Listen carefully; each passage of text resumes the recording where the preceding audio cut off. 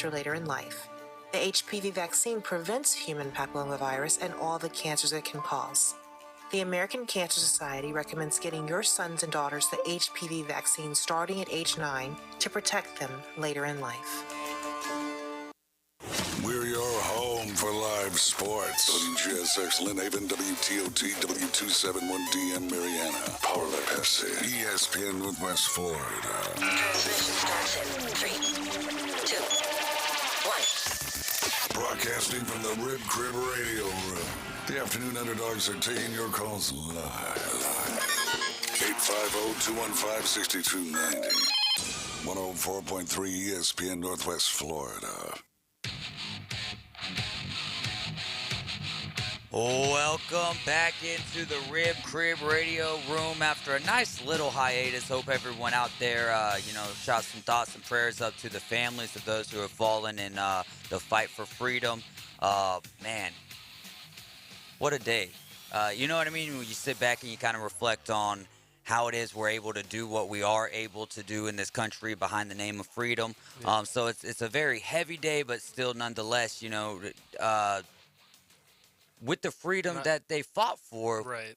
You know what I mean? It's one of those things. Utilize it. You know what I mean? Like so, you try to have a good day and still be respectful of those who came before us, fought for us. But Yeah, and I love that day down here in the Panhandle too, because I think it's totally different, probably. Really, it was my second one, and it's an area that just. This area loves America. There's no other way to put it. Like, you see more flags here in like a concentrated space than anywhere else. Like, the beach is awesome to see everyone flying their flags. Yeah, the beach was. So you were at the beach? I was. Yeah, I live on the beach side. So. Well, yeah. Tell me about it, because crowded. I saw some pictures and I was like, whew. There's a lot going on. I was out there Sunday and Monday. It was really cool though. There were so many. I saw a few things too that were for like fallen soldiers and like people having like remembrance things like on the beach, like while they were enjoying their day, and just remember why you have today. Exactly. Remember why you have today. Remember why we're able to celebrate it. Remember why we're able to say, Friday I went into the day thinking, why do people say Happy Memorial Day? You know what I mean? I'm like, that's such a double entendre. And then thinking about it heavier yesterday, I was like, because the reason we're able to have this day off is because of them. So have a happy Memorial Day. Just don't have this show. Don't 1,000% to have something as, let's just be honest, something as silly as what sports is. You know what I mean? But how much meaning they do have in the world. But yeah, I mean the thing that they did, what our soldiers did for our freedom, and what they continue to do to fight for our freedoms, absolutely special. And so that's just a couple of the thoughts from my weekend, you know what I mean? No we're nestled between Eglin and Callaway, or Tyndall, so we got two of them right here, just one on the beach, one Callaway. Veterans here, so thank you to all of them as well. Yep, no doubt about it. So we had some big game 7s this weekend. We had so many things. Indy 500, Monaco, NASCAR with the Coke 600, which what a debacle Monaco was, dude, and the Champions League final, and that tough week for Europe. Being timely. I actually watched, I would say, 45 to 50 minutes of Real Madrid and Liverpool. First half or second half? Second half. I tuned into a little bit of the first half, and then there was this other thing going on. I was watching some of the seniors tour for a little bit Saturday afternoon, I believe, right? One of those days, I was watching a little bit of that, and then it went into the Prefontaine Track and Field Classics. Yeah. I couldn't believe that I couldn't believe I was sitting there watching it. Sha'Carri Richardson was running in it. She didn't end up winning her race, but you had several other events, and I was like, I normally only watch these things either close to Olympics. It's fun to watch. I used to do track and cross and stuff too, so I enjoy it, but like, that's over in Oregon, like at Hayward Field. It's so. That's where it was. That was at Hayward. Is it always? Prefontaine. Yeah. Okay. He's a old Oregon runner who was a Olympian too, and he passed away in a car accident. Okay. Back in the 80s, but he was like one of, if not the most talented American runner. So it's a cool like tribute. You'd recognize him if you saw a picture of him. He had like the mustache and everything. Yeah. And there's good movie about him, but it's a beautiful like facility there. Dude, the facility is amazing. One of the dudes ended up breaking the record that's been standing since 2000. I can't remember if it was the 100, 200, 400 meter, but broke Michael Johnson's record pretty handedly. A lot of fast running was going on, and then the discus and all of that stuff. You got this American girl who's throwing the discus like 25 feet, and the next person closer was like 20 feet or whatever. So she's outpacing them by 5 feet. I just couldn't believe because myself, cool you were enjoying it, though, right? too. That's what I'm saying. Sounds like is you were like, pretty into it. Yeah, right. I mean, I was and there was other things on that I could have been watching, and like the Liverpool Real Madrid game, and so I was kind of switching back and forth in between commercials there. And one thing I did realize, which I think is one of the reasons why F1 is becoming so popular, somewhat like Indy. I haven't watched a whole bunch of Indy races in the Indy Racing League. But there's not a lot of commercials in soccer or any because it's just a running clock. Yeah, which is nice. Yeah. And I know it was only 1-0, but it was a pretty entertaining game. I mean, especially at the end there when Liverpool was trying to make it happen. They had a couple of attacks and just didn't make Madrid's it happen. keeper just was world class. Duvall Courtois. I don't know, like in the first half too, he made some saves. They could have easily lost. Like that is right. That was the he was guy. Unconscious. Man. He's been a really good keeper for a couple a while. of those corners as well. He was jumping up and just snatching it. And guys, if you're listening, I don't know a whole lot about soccer. Max does, but I was definitely intrigued in the game. You know what I mean? Which is good. Yeah, it was a good match, and it's always good to see like Liverpool lose. So. And Real Madrid. So what is your? Let's not get too deep into that. We'll talk more about that at 4:15. Sure. Game 7s though. We had Boston taking down Miami Sunday evening, 110-96. Jimmy Butler just took the heat on his back and got a lot of flack back from people who I assume what'd I say? 110. Oh, it is 196. I'm like, what in the world? Because so a little typo there. 100-96. Yeah, you can't make those type of mistakes in accounting, can you? But 100-96, and I saw a lot of. I'll put the quote unquote the fingers up here. Heat fans saying Jimmy, like giving the rap to Jimmy Butler when it was like Jimmy Butler deserved every reason. I mean, deserved. 10 out of 10 times, Jimmy Butler's taking that shot, especially the way he was playing lights out in Game 7. So y'all weren't watching the game. Yeah, I mean, he played all 48 minutes, scored 35, I think. Yeah, he scored 35. Yeah. And I mean, like, come on, like that roster has no business competing that well with that loaded Celtics team, and he needs another guy to help him out there because Bam is really good, but he's not like a raw scorer. Kyle Lowry's old, and he had the game of his life, Game 6. Like, he really did with 15 points for Kyle Lowry. Which is like pulling everything he got out of him. Well, but he wasn't even a factor in any other part of the series, or at least games 1 through 4, I believe. Yeah, I think even Game 5 he was like 0 for 6. Yeah, had like but I don't remember him playing in games 1 through 4. He was hurt. Yeah. Right. And the majority of the series before. Too. I think he was. He was hurt because you look at games 5 and 6 and you can see that the knee was really bothering him. Yeah. And in Game 7, it was like they had some witch doctor just come in and say, "Hey, this is the best we got because if we don't." He had something going on that really revitalized him in a sense because you saw the hops come back. Yeah. He had that breakaway dunk early. You look at the Heat, and if they shoot 100% from the free throw line, we're talking about a closer game. Yeah. But why, when you're down 2 right there with Jimmy Butler? I don't critique the shot selection. I critique why didn't you use a little bit more time in that situation? Because you had the one timeout left. You had, I believe it was like 11 seconds left on the clock. Why not? Use a little bit more time there. Even though you were wide open, you had Horford guarding you right there. There's no one else better, you know what I mean, to gain the separation from. Yeah, no doubt. And then I guess counter to your point, though, too, when you're down 2 with like a minute left, you don't want to, run off too much time because if you don't score, then at least you have enough time to try to score again. I get you. I'm with that, but why not call a timeout right there and figure out what we're going to do now and what we're going to do in the event of a miss. True. Because it was like he got down there so quick, and, I mean, he could have made a move and got right to the basket, got fouled, possibly get the and one there if he makes the basket because he had quite a few of those happen for him.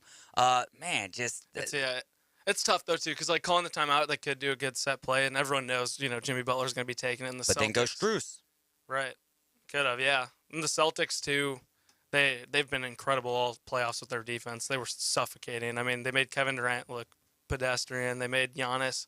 I mean, Giannis still put up tons of numbers, but they still made him But they less handled efficient. it, though. They made him less efficient, and they made him do it on his own. Like Tatum was giving him problems, and then obviously with Butler, I mean, outside of him, and then maybe Strus, like you were saying, could have got the ball, but But who gotta else think is it Jimmy going to be? Butler wants it. He's got Exactly. the Mamba mentality. And so that's what I'm saying. I don't critique the shot. I don't critique the shot selection necessarily. I see Caveman Rick, who's coming in to help with the cameras and the show in general. I see his mind is churning right here. What you got for me, Caveman? I didn't watch much of that game, to be honest with you guys.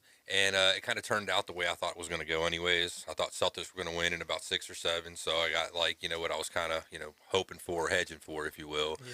But it went the way, like I said, I thought it was going to go. If Boston didn't stay healthy and they had some of those injuries they had early on in the series, then I think it totally would have went the other way, and definitely the Heat would have won.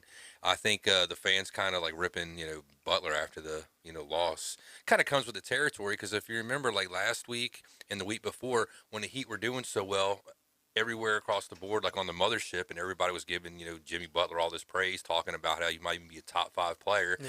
And now I was listening to the radio this morning, man, like Jay Will, Keyshawn, and Max, and they were saying he's not even the top 10 now. So that's a far cry, 2 weeks ago. Stock market's volatile. Yeah, you know what I mean? So, Jeez. what have you done for me lately, I guess, It's all meritocracy, but that's how it goes, Yeah, when it comes to the playoffs, though, Jimmy Butler is definitely within the top 10. I mean, at least in he's a guy you want on your team. 2022 playoffs. I mean, if the dude had a second fiddle, a real second fiddle, right. We're talking about a different series, I didn't know you were going to be with us, too, today, and I feel bad saying it because, like, I thought it before he tweeted it, too. But, man, could you imagine, like, if Embiid was his teammate, how well they could be complimentary of each other? Like, Butler's arguably, like, not really even a 1. He's, like, mainly, like, a 2, really.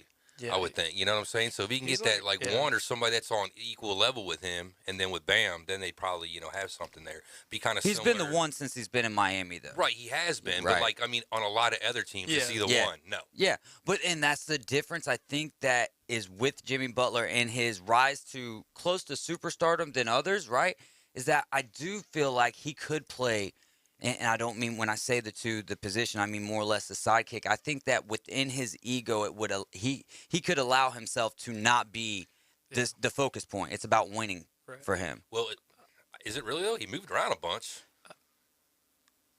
What you got on that? Yeah, I don't know. I mean, in Minnesota, I don't blame him because I don't think being teammates with Karl Anthony Towns would be fun. I don't think he has that killer mentality like Embiid does. Like Embiid, like. Man, he played through so much pain and injury. You could tell too. Like I think he wants it so badly, and I don't think it's like an act at all. That like, cause he's a big dude, so he's gonna get dinged up. But and then I think he just wanted to get out. I don't know what the issue was there, but I like him in Miami, and I think like I would have loved to see a guy like how him and Tatum are guys you want to have the ball and you want on your team in a Game 7. Yeah. I think like because I know people always have that conversation of like Butler, Tatum, and Booker all in that like 7 through 10 in the NBA. And I wish Booker showed that at all, any of that killer mentality, because he was so passive. And it was like when CP3 honestly wasn't playing, he would step up a little bit, but it was to the 20 and 25 point margin rather than we need 35 out of you tonight. Right. And go ahead. I was saying just if Chris Paul wasn't there though, it might be different.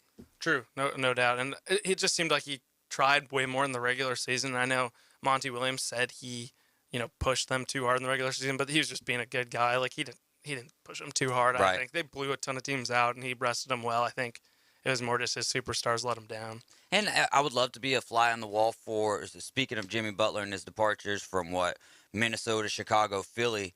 I would love to be a fly on the wall and know the actual case, but it does seem like he's got, because I don't think it was ever a motive of not wanting to be there. I think it was those teams were not wanting to win. Well, he was on the Bulls though too, right? Yeah, he was on the Bulls, but I think it was. Traded him but for it was Levine. right. We kind of did him dirty because it was when our front office was the older guys, like, and it was before Billy Donovan. Yeah, so he didn't like have any direction. He was like leading everyone, and that's where he became a star, I guess. Where he was like he locked himself in the gym for the summer and was just playing every day. But so I wish him no ill will. Like everyone in Chicago really likes him. That's what I'm just. The one I'm most curious about would be Philly, though. Is like, what caused it there? Was it the process and the process not working, and he saw that for 2 years. You know what I mean? Because that is a good point. had they grown together, Embiid and Butler, I mean, Embiid Butler is more scary than Harden as of today and Embiid. Maybe he didn't like Ben Simmons.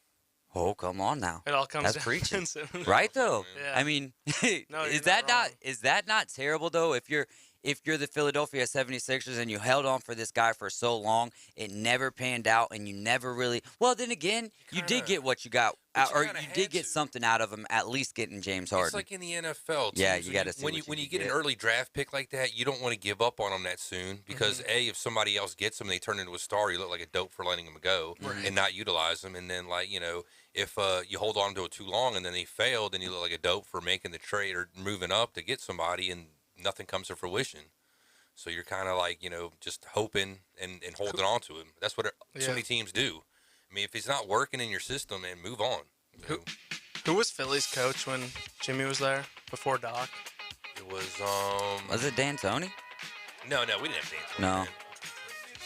We'll have to look that up, though. We're going to go ahead and take a quick break. When we get back, it's going to be Your Minute with Max. You can listen to ESPN Northwest Florida on 104.3 or on the ESPN Northwest Florida app.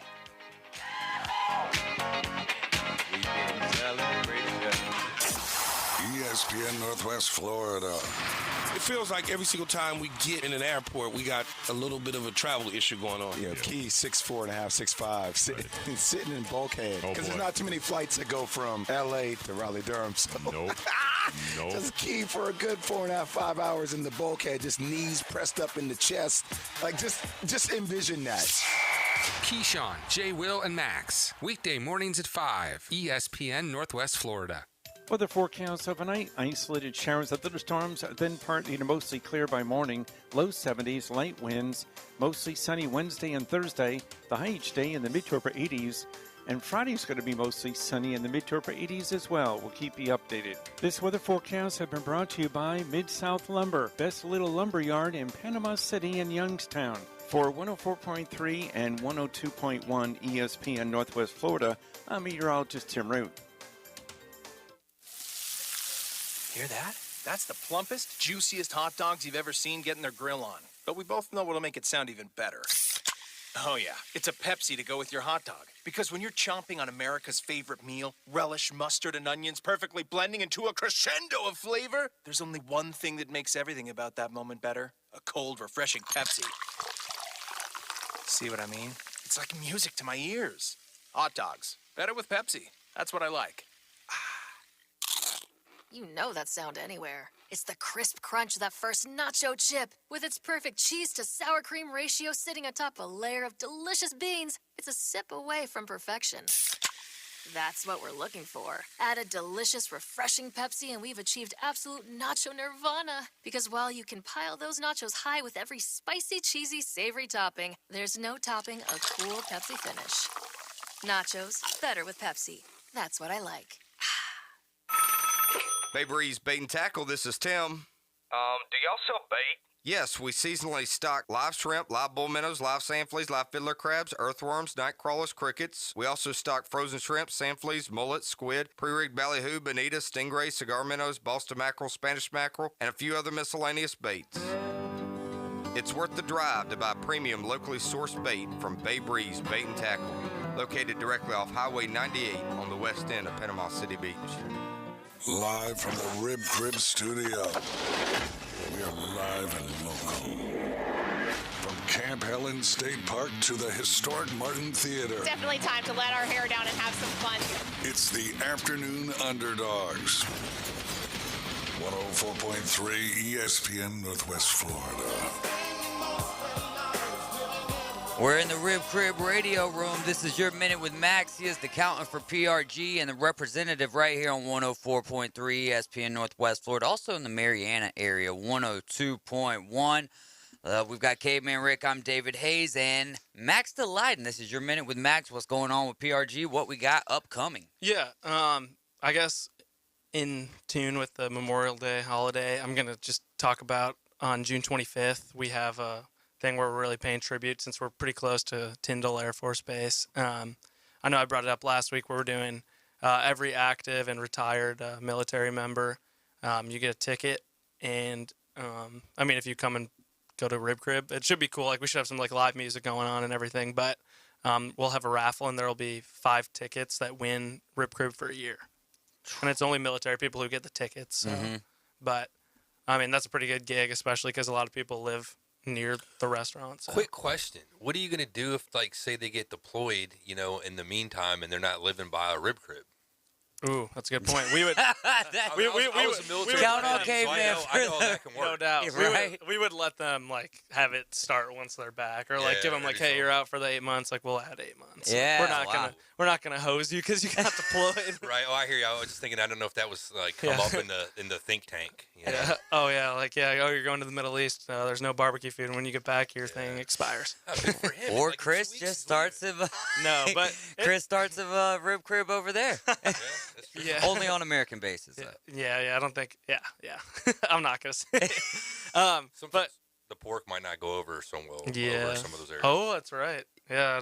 That's not what you were thinking? Diets. No, I was gonna say too. It is like a genuine commitment though. Like when the fires were going on a few months ago too. I know Chris donated tons of Rib Crib meals to the first responders. So we like to take care of them too, and it's a genuine appreciation. It's not like a gimmick, to like be like, we love our troops. Like it happens once a month, just about, and then every 2. It happens weekly, actually. If we're being honest, 25%. Yeah. So it's like a genuine, like we appreciate it and appreciate them, and like how we were saying, we appreciate Veterans Day, Memorial Day. So 25%. No Rib Cribs in Europe though. Sorry. Tuesdays, right? So we've got 25% today. Yes, Not only that, but June 25th, we're holding a raffle, and that's going to be 5 Rib Crib golden tickets, right? We're still sticking with the golden tickets. Free Not for a year. It's all right, though. Free Rib Crib for a year, man. If you're military, active, or retired, make sure June 25th you're heading down to Rib Crib and participating in the activities. Rib Crib Medal of Valor or Honor. Yes, that's a way better one. Our marketing's listening. Hey. I don't know where the cameras are right now. All right, let's get into next day. Well, we've got Ribs and Rides on June 19th as well, right? Yes. Ribs and Rides. And then we have a bike night coming up as well. I'll talk about it next week. We just wanted to focus on that just because it kind of goes in tune with everything going on. Yeah, absolutely. Real quick, Caveman Rick's a big soccer fan. So Real Madrid, is this, 14 now they've won the Champions League? Is it getting old for you guys? It's impressive. I'm a Tottenham fan and Barcelona just because I've studied it there a couple times. And I just love Messi. I know we had our Messi-Ronaldo debates too. Yeah. But Real Madrid is just like serial winners. They're so good. What they do with their front office there and their manager, Carlo Ancelotti, he's been an incredible manager for them. What he's done is, like they were, I think, before kickoff, like plus 265 to win because Liverpool was a wagon. And everyone was talking about how Liverpool was going to get the quad, which they were going to win 2 other cups and then win the English Premier League and the Champions League. They didn't win the English Premier League, didn't win the Champions League, but Real Madrid won their league, La Liga, and the Champions League, and it's pretty impressive. Aren't they like the Yankees, though, and pretty much just outspend everybody else? So they have a ton of It makes it a lot easier when you have that kind of money at your disposal. Liverpool's not poor either, though, I'd say. At least, like, they're one of the power 10 clubs, I'd say. So, but yeah, you're right.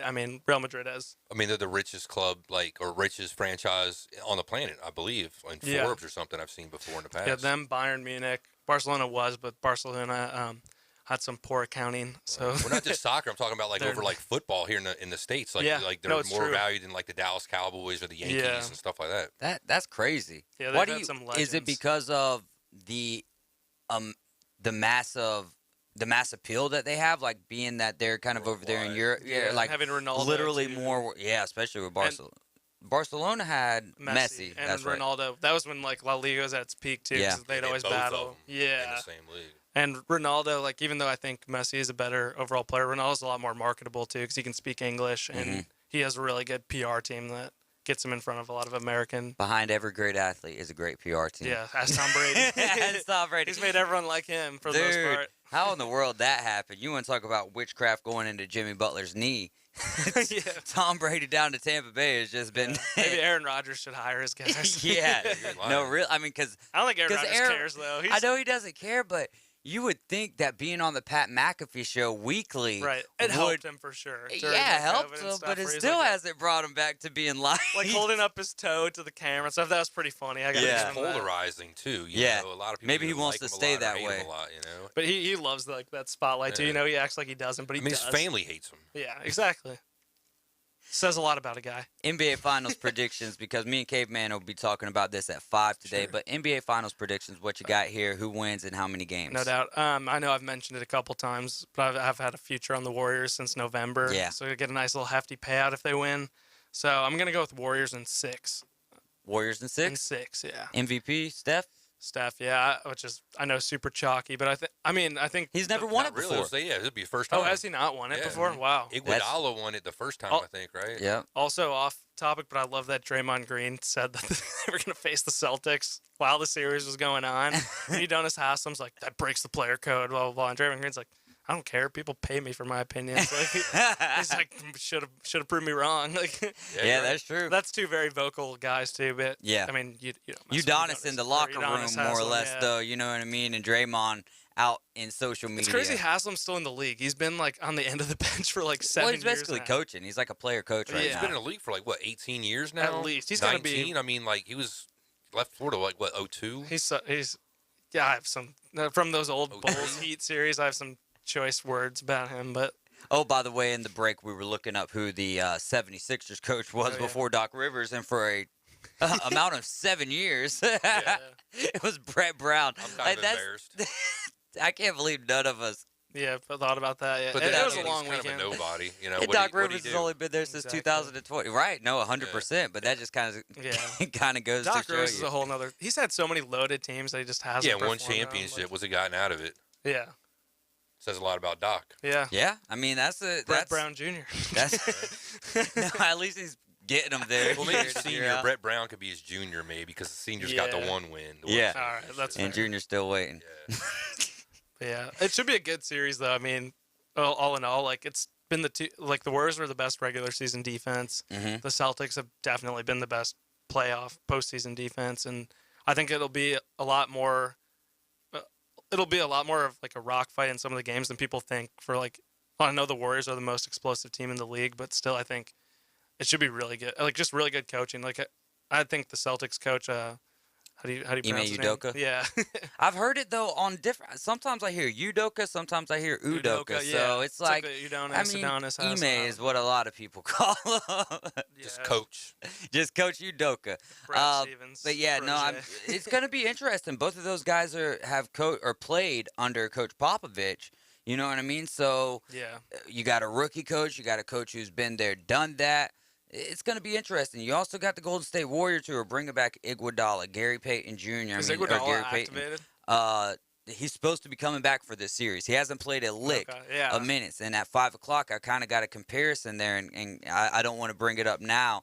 I'll tell you off the air. But no, I'm saying I've got a comparison, though, that I'm kind of interested to get. I would love to get your take on it now, but I'll be talking about it at 5, so I'll talk to you during the break about it. We've only got a few more minutes here. You write for Dr. Roto. Or Roto-based RotoWire. There's so many Rotos. That's like when out you're on like the ESPN app and you click the player. Like I used to do the notes for that too. Yeah, right. Charts, so, well, with that though, give me some MLB fantasy baseball players, and I need this right now because in the league or that are prospects coming up. Let's go in the league right now, like that. A lot of players, especially if you're in like an 8-man, 10-man league, that people don't really know about right now. Or you know what I mean? But this is getting close on this one. But I'd go with Jeremy Pena, the shortstop for the Astros. He's good and he keeps doing better. Correa claimed he knew he was going to be really good, so so the Astros would be fine. I got Correa on my team right now, and it's just like he's got COVID now, and it was like I basically had to come down because I had too many just single position shortstops on my team, and it was either J.P. Crawford or Carlos Correa, and it's like which direction do you go? You know what I mean? Who do you feel like you're going to get the best overall year of out of at that point? You know what I mean? Right. And I would say I guess Luis Arias, the Twins guy, just because he has so much position eligibility. And then I love those guys. Man. I know it's so convenient. I also like Luis Urias on the Brewers too. But the pitcher? No, that's Julio. No, Luis, he can play second, short, third, outfield, and then I'm sick of them daggone if you want a guy Dodgers. coming up in the next month here, Grayson Rodriguez, he is a stud. That's the best pitching prospect, and he's the one who's been getting comps like to DeGrom and other people. Like He's a 7 to 10 Ks per start guy. I'm gonna need you to text me all these guys as All well. I'm telling you, I'm in the getting same league. No, we're not No, in I the was gonna same. say, No, oh, no, this no. is I'm really actually in crazy. a league with Sam Peebles, but I'm getting bit No, with the I'm injury in a- bug right now. I'm in a big, like, kind of nerdy league. It's 24 man, like prospects, everything. So, Oh, wow. So I have so much You have useless to. information in my head. Yeah. I know way too many 19 and 20-year-old baseball prospects. But Grayson Rodriguez. Grayson Rodriguez. Baby Hey, man, DeGrom. y'all heard it here first right here on Your Minute with Max. You're listening to 104.3 ESPN Northwest Florida. You can listen to it on 104.3, 102.1, or the ESPN Northwest Florida app.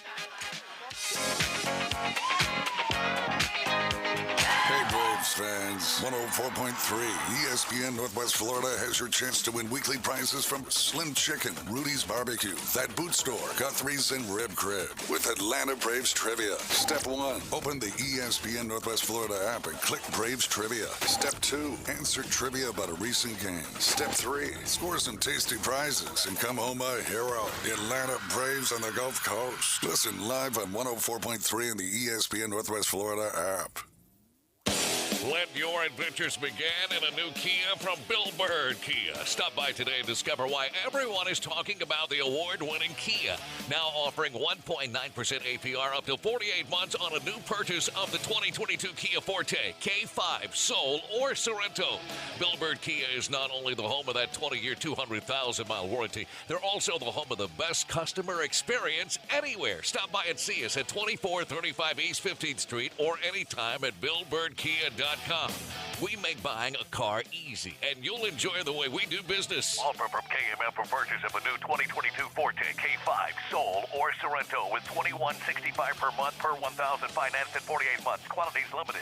No down payment required. Cannot be combined with other finance offers. The 20-year, 200,000-mile warranty is a Bill Bird Kia warranty. See dealer for complete details. Offer for well-qualified buyers. Must take delivery from dealer stock through 5/31/22. For love of food, love of country, American Charlie Grill and Tavern is a new all-American eatery at the Shops at Edgewater. From the local team that brought you Firefly, On the Fly, and more. Classic dishes that have become staples of our country for over a century. American Charlie Grill and Tavern is open Monday through Saturday at 11 a.m. Daily happy hour from 2 till 6. $2 off all liquor, beer, and wine. Lots of TVs make it a great spot to watch all sports. Hope to see you soon at American Charlie Grill and Tavern. I'm Matt Glover with Aero Pest Service, and we are your family-owned and operated pest control company in Bay County since 1977. We can help you have a lawn that you can enjoy with your family. We can get rid of all the insects that destroy your parties. We can get rid of the weeds that give you anxiety, and we can fertilize your lawn and make sure that it's completely green and healthy, just the way you like it. Give us a call today at Aero Pest Service, 850-874-1900. The next evolution in sports talk radio. It's the Afternoon Underdogs, broadcasting from the Rib Crib Radio Room. 5, 4, 3, 2, 1. Engage. 104.3 ESPN Northwest Florida.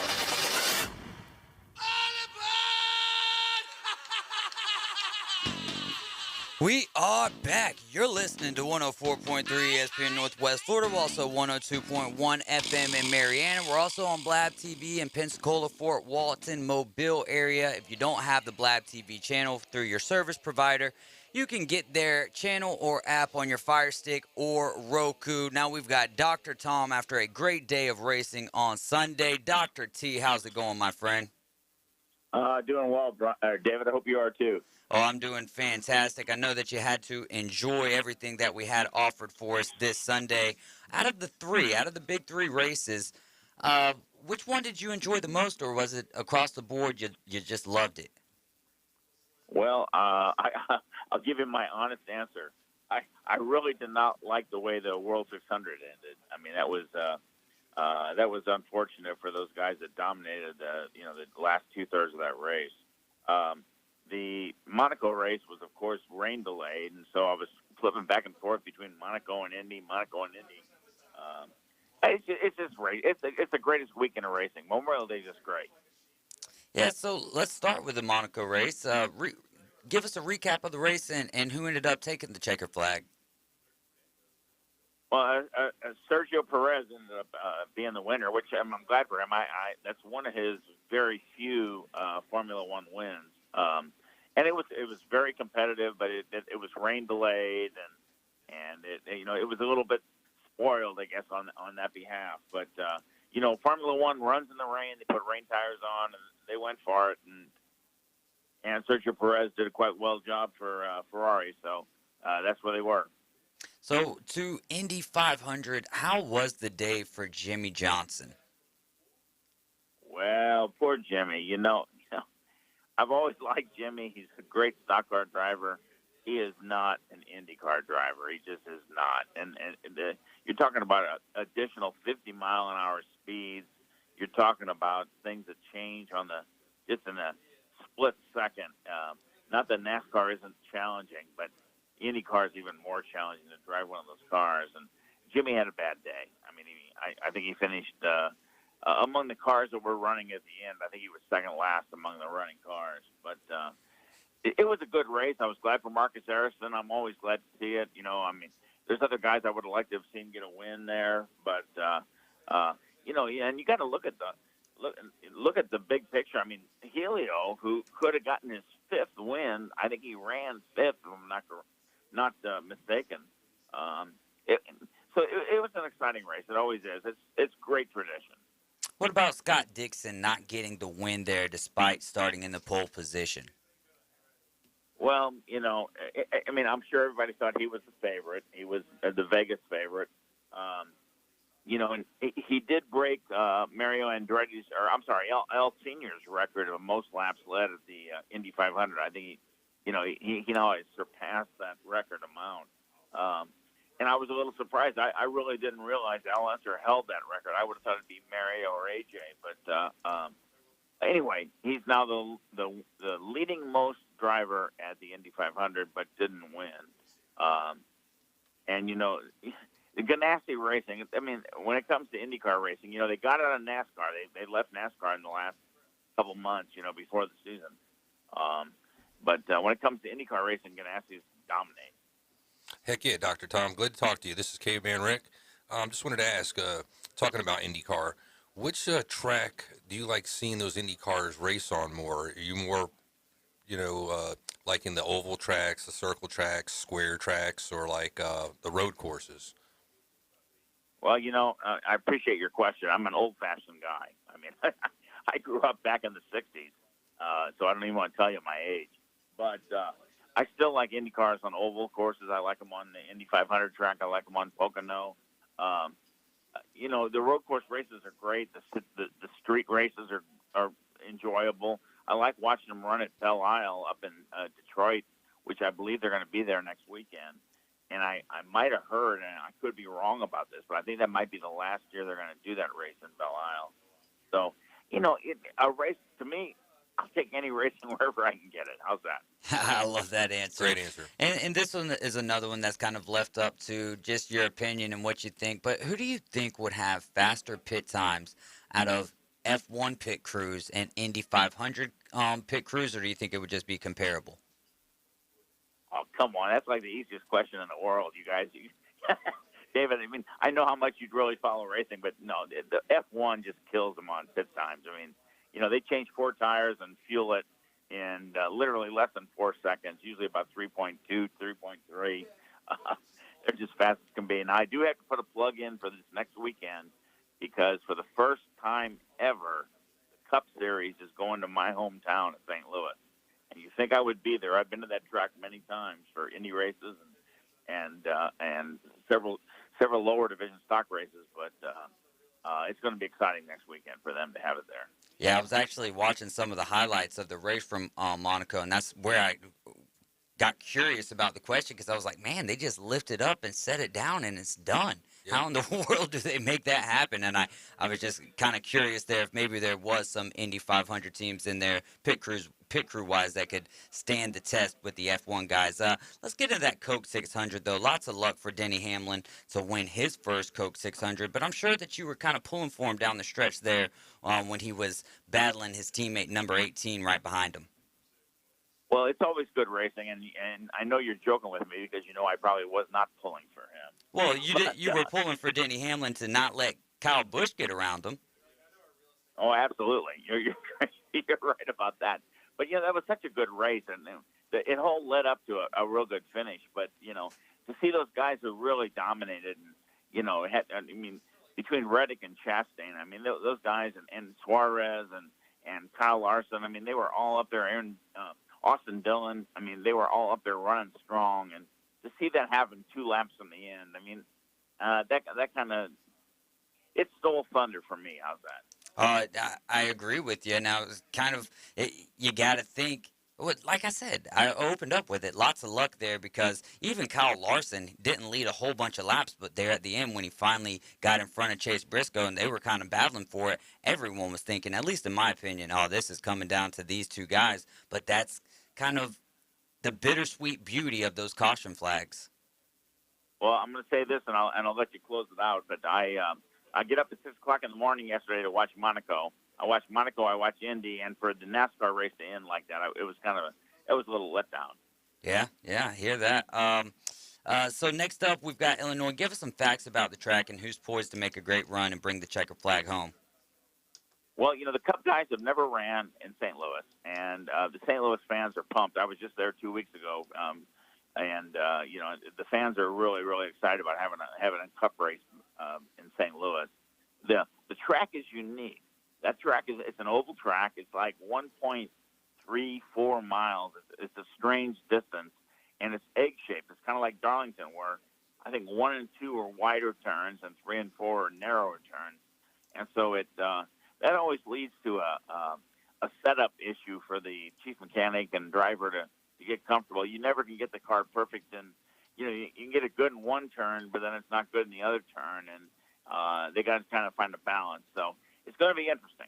Was a landowner involved with making that an egg-shaped track? Like, I can't remember what the other track was you mentioned maybe a couple weeks ago where there was a bit of some controversy over the land and use, and that's the reason why it got shaped that way?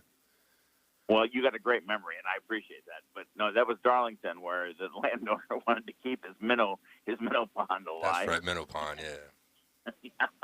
But I don't know what the deal is there in St. Louis. And I grew up in St. Louis. I spent 25 years of my life there. I lived there for like 4. I'm sorry? I lived there for like 4, just a little west, St. Charles County. Yes, sir. Oh, no kidding. Well, we were just up there a couple weeks ago, the wife and I, and had a great time. But I don't know why that track is shaped like that. I think they just wanted to make it a more challenging track. I don't think it had any real estate compromise. How's that? They can use that in St. Louis when we have in a baseball and a hockey team. They can use more sporting stuff over there. That's one thing about that community. Yeah, listen, I was heartbroken about the Blues. We went to one of the games while we were up there, and good for you. I was heartbroken. Yeah, man. That was a tough series, a tough team though in the Colorado Avalanche. Hey, Dr. Tom, thanks so much for stopping by with us and talking some NASCAR, Indy, and F1. We'll catch up with you next Monday. Always enjoy it, David. You guys take care. Hey, you do the same. That is Dr. Tom keeping us caught up with all things racing.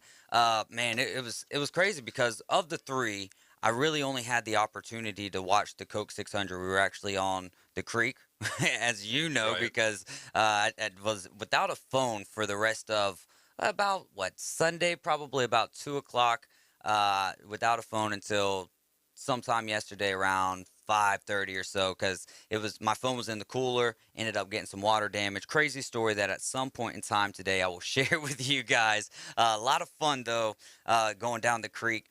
So got home Sunday evening and watched Game 7 and had the race on both at the same time, the Coke 600. And when Austin Dillon, I think that was the first overtime. So it was really when Briscoe and Larson were kind of battling there. I was talking with my brother who doesn't watch any NASCAR. He's like, I'm very novice at watching and kind of understanding what's going on. He doesn't watch anything. So I'm trying to explain to him, like, man, the last 4 or 5 races that I've watched, they all come down to this last lap and somebody makes a move and then something happens. And then then you're talking about a 2-lap overtime, which I find to be really cool. And I think that I've gained the understanding, not the understanding. I like the rule of if the guy who leads overtime in NASCAR, if the guy who's leading finishes the first lap as the leader still, no matter what that next flag is, that's the winner of the race. So, man, when Briscoe kind of got a little loose trying to get around Kyle Larson, and they just kind of caused the pile up, and then you had, well, actually, take it back a little bit. Did you see the wreck? Did you see any highlights of Chris Buescher did like 5 flips, maybe 5 or 6 flips. Just a very scary situation, but they got to him pretty quickly. Man, that was wild. It was a wild race, though, and I feel like every single NASCAR race that I've watched, especially if I've watched, over 100 laps, it's been a wild ending. So over my 2.5, 3 years here, being here, I have really, especially a lot of thanks, big ups to Dr. Tom, because I've gotten more into not just the sport, but just understanding and how big a piece the team, the camaraderie plays in the sport of NASCAR. Quick time out. When we get back, it's time to defend your stance. You can listen to ESPN Northwest Florida on 104.3 or the ESPN Northwest Florida app. ESPN Northwest Florida, the Paul Feinbaum Show. Okay, am I on right now? Yes, ma'am. Yes, ma'am. Who am I talking to? Richard Johnson and Spencer Hall, not Paul. Paul's off this week. Okay, now who am I talking to again? That's Richard Johnson and Spencer Hall. See, 2 different dudes on TV. That's us. We look good, live and in living color. We do look good. The Paul Feinbaum Show, weekdays 6 to 10 on 102.1 and 104.3 ESPN Northwest Florida. Weather forecast overnight, isolated showers and thunderstorms, then partly to mostly clear by morning.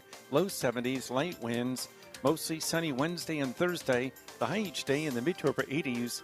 And Friday is going to be mostly sunny in the mid to upper 80s as well. We'll keep you updated. This weather forecast has been brought to you by KHS and Associates, your source for affordable medical insurance. For 104.3 and 102.1 ESPN Northwest Florida, I'm meteorologist Tim Root.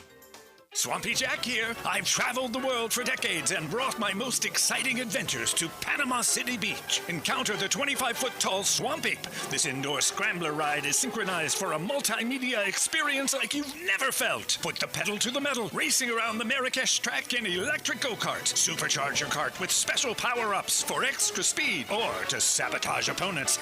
And if you're hungry, grab a meal at Swampy's Cantina or enjoy an ice-cold beer. This and more at Swampy Jack's.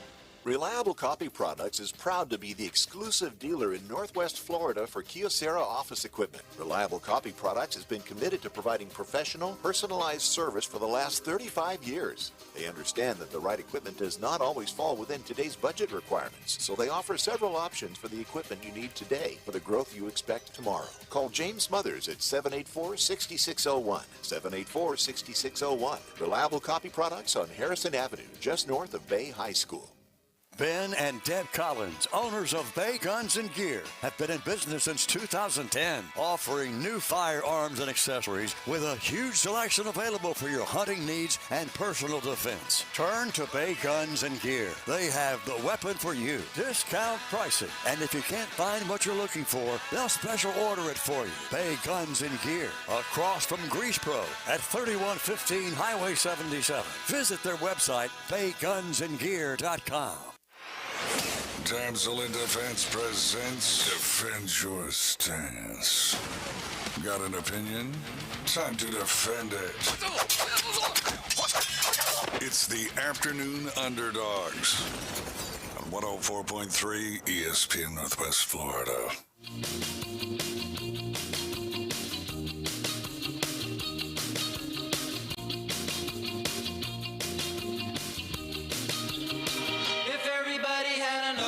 This is Defend Your Stance. It's brought to you by Emerald Coast Damsel, Independent Damsel Pro for Damsel in Defense. Got a lot of rain out there, so if you guys want to get surfing, get you a skimboard. Get in the street. Get in the parking lot. Get in the parking lot. Oh, man, so what a day we've had so far. We've had your Minute with Max. We got into the Boston Celtics Game 7, Miami Heat Game 7. Going back to that for just a second, I wanted the Heat to win. I thought the Celtics would win. I'm glad the Celtics won because I feel like they give, especially where Golden State is now, better fits better problems, if you will, with the three guys there, the defense that the Celtics played compared to you're not going to beat the Celtics with one guy. The Heat were beating, you're not going to beat the Warriors with one guy. Oh, definitely. The Heat were almost beating the Celtics with one guy. I think a lot of those were self-inflicted wounds. But, I feel like this is the better matchup. I think the league's happy, too, that the Celtics ran instead of the Heat. It's kind of like a Greg Calvert thing, but, you want those bigger market teams in there. They get a lot of eyeballs. They're, been one of those teams throughout history that's won a bunch. So, you're going to get good turnout for those games, even the late ones on the West Coast. Yeah, that's a great point. This is Defend Your Stance. It's brought to you by Emerald Coast Damsel, Independent Damsel Pro for Damsel in Defense. This Saturday and Sunday, Bay County Fairgrounds. What time do we normally get started here in Bay County? 8 o'clock in the morning. 8 o'clock in the morning? 8 to 5 on Saturday, and then on Sunday it's going to be, I want to say it's 9 or 10 to 4. Well, as long as the weather's good, I'm going to be finding myself in some water for the rest of the weekends here in the Just put your phone in a bag. In the summer. Dude, well, so normally it is. We're going to get into that. But normally it is. It just happened to be in a cooler where, if people are going into your cooler, you know what I mean? It's just such an accident. You know what I mean? And the crazy thing is had I not previously in the past broken the back glass of my phone, I don't think as much water gets in. But I was living on an iPhone 8, no problem with that, but it was getting kind of close to an upgrade just because of the troubles I was having with my phone, man. My phone was going wacky. It's all those updates they make you do that you I'm telling you, man. So we pity the fool who doesn't use our tool. This Saturday, Sunday, Bay County Fairgrounds starting at 8 a.m. And then the following weekend, we're at Fort Walton Beach. And then we're in Pensacola June 25th and the 26th. That's it. Yep, we got a week off. Come down and see us, get some personal protection devices, and check out what everybody else has, too. I love it, man. We'll have Caveman Rick back in the building with us Friday ahead of our date here at the Bay County Fairgrounds this Saturday and this Sunday. Is this our first or this is our second event back at Bay County Fairgrounds? Yeah, the second one. There'll be another one towards the end of the summer, I believe, before we start having them again on the beach like at Lake Town Wharf. I love it, man. So, Darwin Ham, the new coach for the Lakers, me and you were both under, who's Darwin Ham? Okay, yeah, exactly. Let's get it out in the open. I'll throw it out there. I don't know who he is. He was an assistant coach for the Lakers, assistant coach for the Buccaneers. He's been in places that have won, if there is that. Now, do you think this is the right move for the Lake Show? Typically, I would say no, because that kind of team usually wants some kind of sizzle when they bring somebody in. They want a name that's going to put butts in the seats and kind of get this team motivated.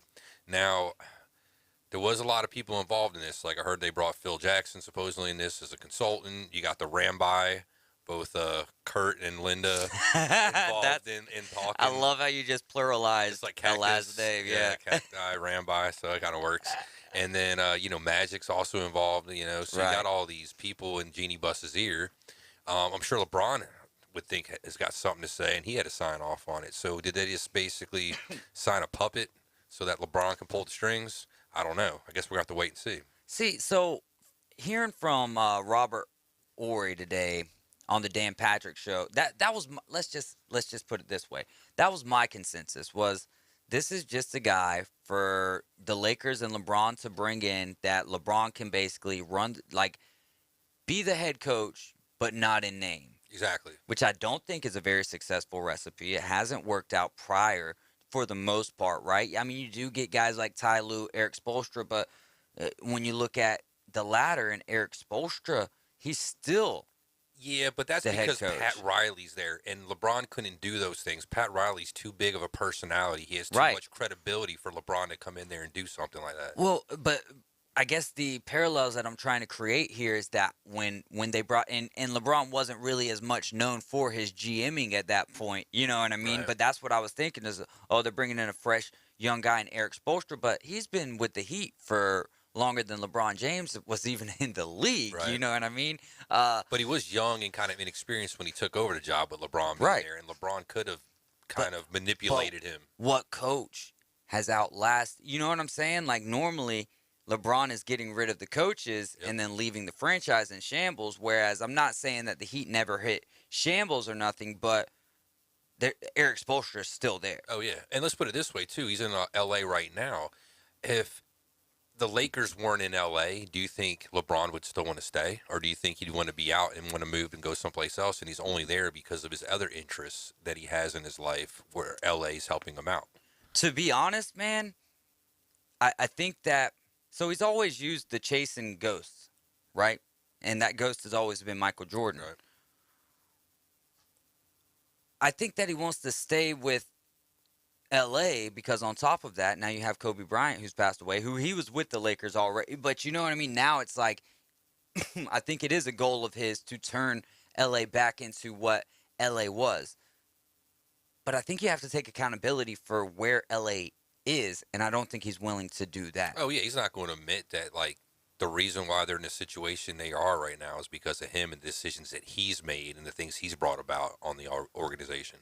But so on top of that, if Darvin Ham comes in and controls the show and they are able to do what they need to do without appeasing LeBron, because you do have to somewhat appease the guy, right? I mean, he is still one of the best doing it. Yeah, but why do you have to get his You don't have to get his approval, but you everything? still, and I agree with that. I don't agree with approval, validation, but I do think that there's got to be some conversation in not our players necessarily, but what kind of a game plan are we going to run? What kind of an offense? You know what I mean? I think those things are crucial to the players buying into the system, but LeBron has to realize he is a player in the system and buy into that. Well, I think the NBA too, man, these players need to get it. Like, it's too much of a players' league where the players have all the say, all the control. I mean, we've seen where they can just move coaches at will, basically, when they want to. Mm-hmm. So you have to empower a coach. A coach has to be able to come in there, have a game plan in his own mind of how he wants to run a team. Like if Phil Jackson comes in there, they're going to run the triangle, right? That's what's going to happen. Right. Now, if you don't have the players to play that, you're going to You can run that offense, and it's not going to work. It's exactly right. So you're going to have to change stuff up. Well, so if a Phil Jackson comes here and you don't have the personnel that can play that triangle, are you going to play it? Mm-hmm. Are you going to run the triangle? Or are you going to try to coach the team up to the best of their abilities that they have and their skill set and run whatever offensive, game plan you need to run to help them be the best that they can be, So, you're already kind of dictating to the coach, what the coach is going to have to run in LA based off of, the players being, LeBron and AD being there. Yeah. Or it should be the other way around. You hire a coach, he comes in, and then based off of who you got there, hey, this is what we want to run. We see what, we can do. Obviously, it's easier to change the coach than it is the players because of the money situation. So you kind of have to have a little give there. But I still think the coach should have a lot of say in a lot of the game plan. And unfortunately, I don't think that's going to happen in LA. Hey, we're going to keep it rolling here. Hour number 2 of the Afternoon Underdogs coming up next with David Hayes and Caveman Rick. The 104.3 ESPN Northwest Florida Big Billboard prize pack. It's the last week to enter. We're celebrating the big billboards all over Bay County with a supersized prize pack. We got 11 gift cards. We've got you going on adventures all over Bay County for free. All you got to do is take a picture of one of our big billboards, post it on Facebook, tag ESPN Northwest Florida. We're going to select a winner at random to win a jumbo-sized prize pack. Keep on listening to ESPN Northwest Florida on 104.3 or the ESPN Northwest Florida app, also 102.1 in the Mariana area. This is your captain speaking. Thank you for flying with ESPN Northwest Florida. Please return to your seats, buckle up, and prepare for launch. He struck him out. Max Fried leaves the bases loaded. The defending world champion Atlanta Braves are sponsored by PCB Coins and Cards, Guthrie's Fit Culture, Panama City Toyota, Brock's Pest Control, and ESPN Northwest Florida. And we apologize for any turbulence you've experienced this season with the Atlanta Braves. At Slim Chickens, craft means something. Craft means bacon. And oh, so crispy. Craft means a good cayenne kick. And all-natural buttermilk marinated, made fresh, perfectly fried chicken. All served on toasted brioche buns. At Slim Chickens, craft means quality. And for a limited time, try our new Memphis-style barbecue chicken sandwich. Try Slim's Craft sandwiches today. Slim Chickens. Did you know that fees associated with real estate closings are virtually the same from one title company to the next? So what sets South Oak Title apart? Effective communication, customer service, expertise, and technology. If you're buying or selling real estate, refinancing a residential or commercial property, tell your realtor you want to close with South Oak Title. South Oak Title, with locations across the Southeast, including Panama City Beach, Inlet Beach, Destin, and Fort Walton Beach. Visit them online at southoaktitle.com. Safety is important, not just for you, but also for your family. Emerald Coast AMSL specializes in women's and children's safety and self-protection. They offer a variety of products from stun guns, striking tools, pepper sprays, including GPS-enabled sprays, personal alarms, safety whistles, and more. Give the gift of self-protection and contact Michelle and Rick today, 850-358-2810, or visit their website at emeraldcoastdamsel.com. Independent Damsel Pro for Damsel in Defense. If you're renting, you may want to listen. A renter's policy from Progressive is a great way to save money and stay protected. Johnny Ellis can help you protect the things your landlord doesn't. The team at Ellis Agency Insurance can help you save even more by bundling your renters and auto policies from Progressive. Johnny Ellis has your back, along with your belongings. Call Ellis Agency Insurance at 850-763-1627 or visit ellisagency.net. Progressive Casualty Insurance Company and Affiliates. We're your home for live sports. WGSX Lynn Haven, WTOT, W271DM Mariana. Powered by Pepsi. ESPN Northwest Florida. Doing what other stations can't. The Afternoon Underdogs is live and local inside the Rib Crib Radio Room. 850-215-6290. When you have completed dialing, listen for the ringing signal. 104.3 ESPN Northwest Florida. Welcome back to hour number 2 of the Afternoon Underdogs. We've got the Atlanta Braves tonight. They're taking on the Arizona Diamondbacks in Arizona. Dropped game 1 last night, 6-2. Let's hope for some better pitching tonight. Some better offense tonight. We need it all right now. 9.5 games back from the New York Mets, who are without their top 2 pitchers. They're playing, you're an NL East fan. We're 2 games behind you guys. Oh, man, it's just been a struggle, but there's a lot of baseball left to be played. So tonight, 7:25 coverage starts. First pitch, 8:40, which means I'm going to be up late monitoring this thing. But you got Charlie Morton on the hill for the Braves. He's 3-3 with an ERA of 5.28. And then Humberto Gonzalez, who's 3-2 with an ERA of 5.22. Big call up there from Michael Harris. Everyone's excited about that, which gives us more of a true center fielder. You got Adam Duvall in right tonight. Let's see how it goes. Dansby Swanson up in the 2 spot tonight. Acuna's leading off. He's looking to be a little bit more healthy. I'm glad that Snit is keeping him in the DH role rather than throwing him out in the field because he's just a guy who plays with so much heart. You know how it is, though. Guys who play with more heart are sometimes more apt to getting injured because things happen. And when you're playing hard, you don't let up. You don't think about injuries. Yeah, you're just thinking about making the play, earning your paycheck. Let's get into some other baseball talk here real quick before we get into the playoffs and then our favorite moment of the weekend.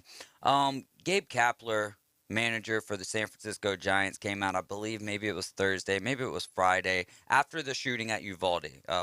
Pray for those.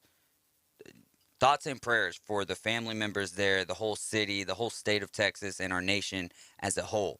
But Gabe Kapler said, he doesn't feel right standing for the anthem or being present for the anthem when he doesn't feel like the country is headed in the right direction. Give me your thoughts on that.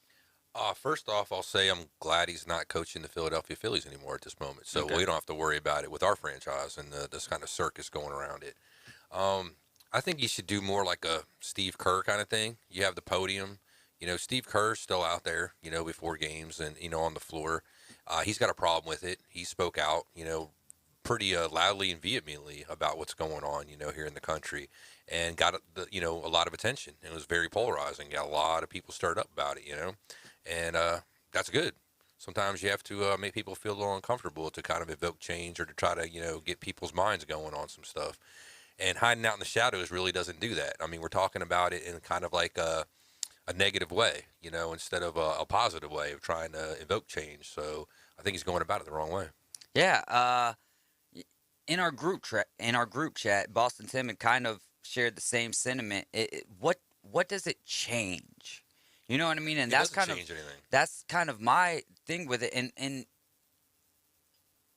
And then this, right? Then he comes out and he's like, well, I'll come out Monday because it's Memorial Day or whatever. And it's like, so now the country's you're picking and choosing in the right direction. Exactly. Yeah. So it's a lack of action for me now.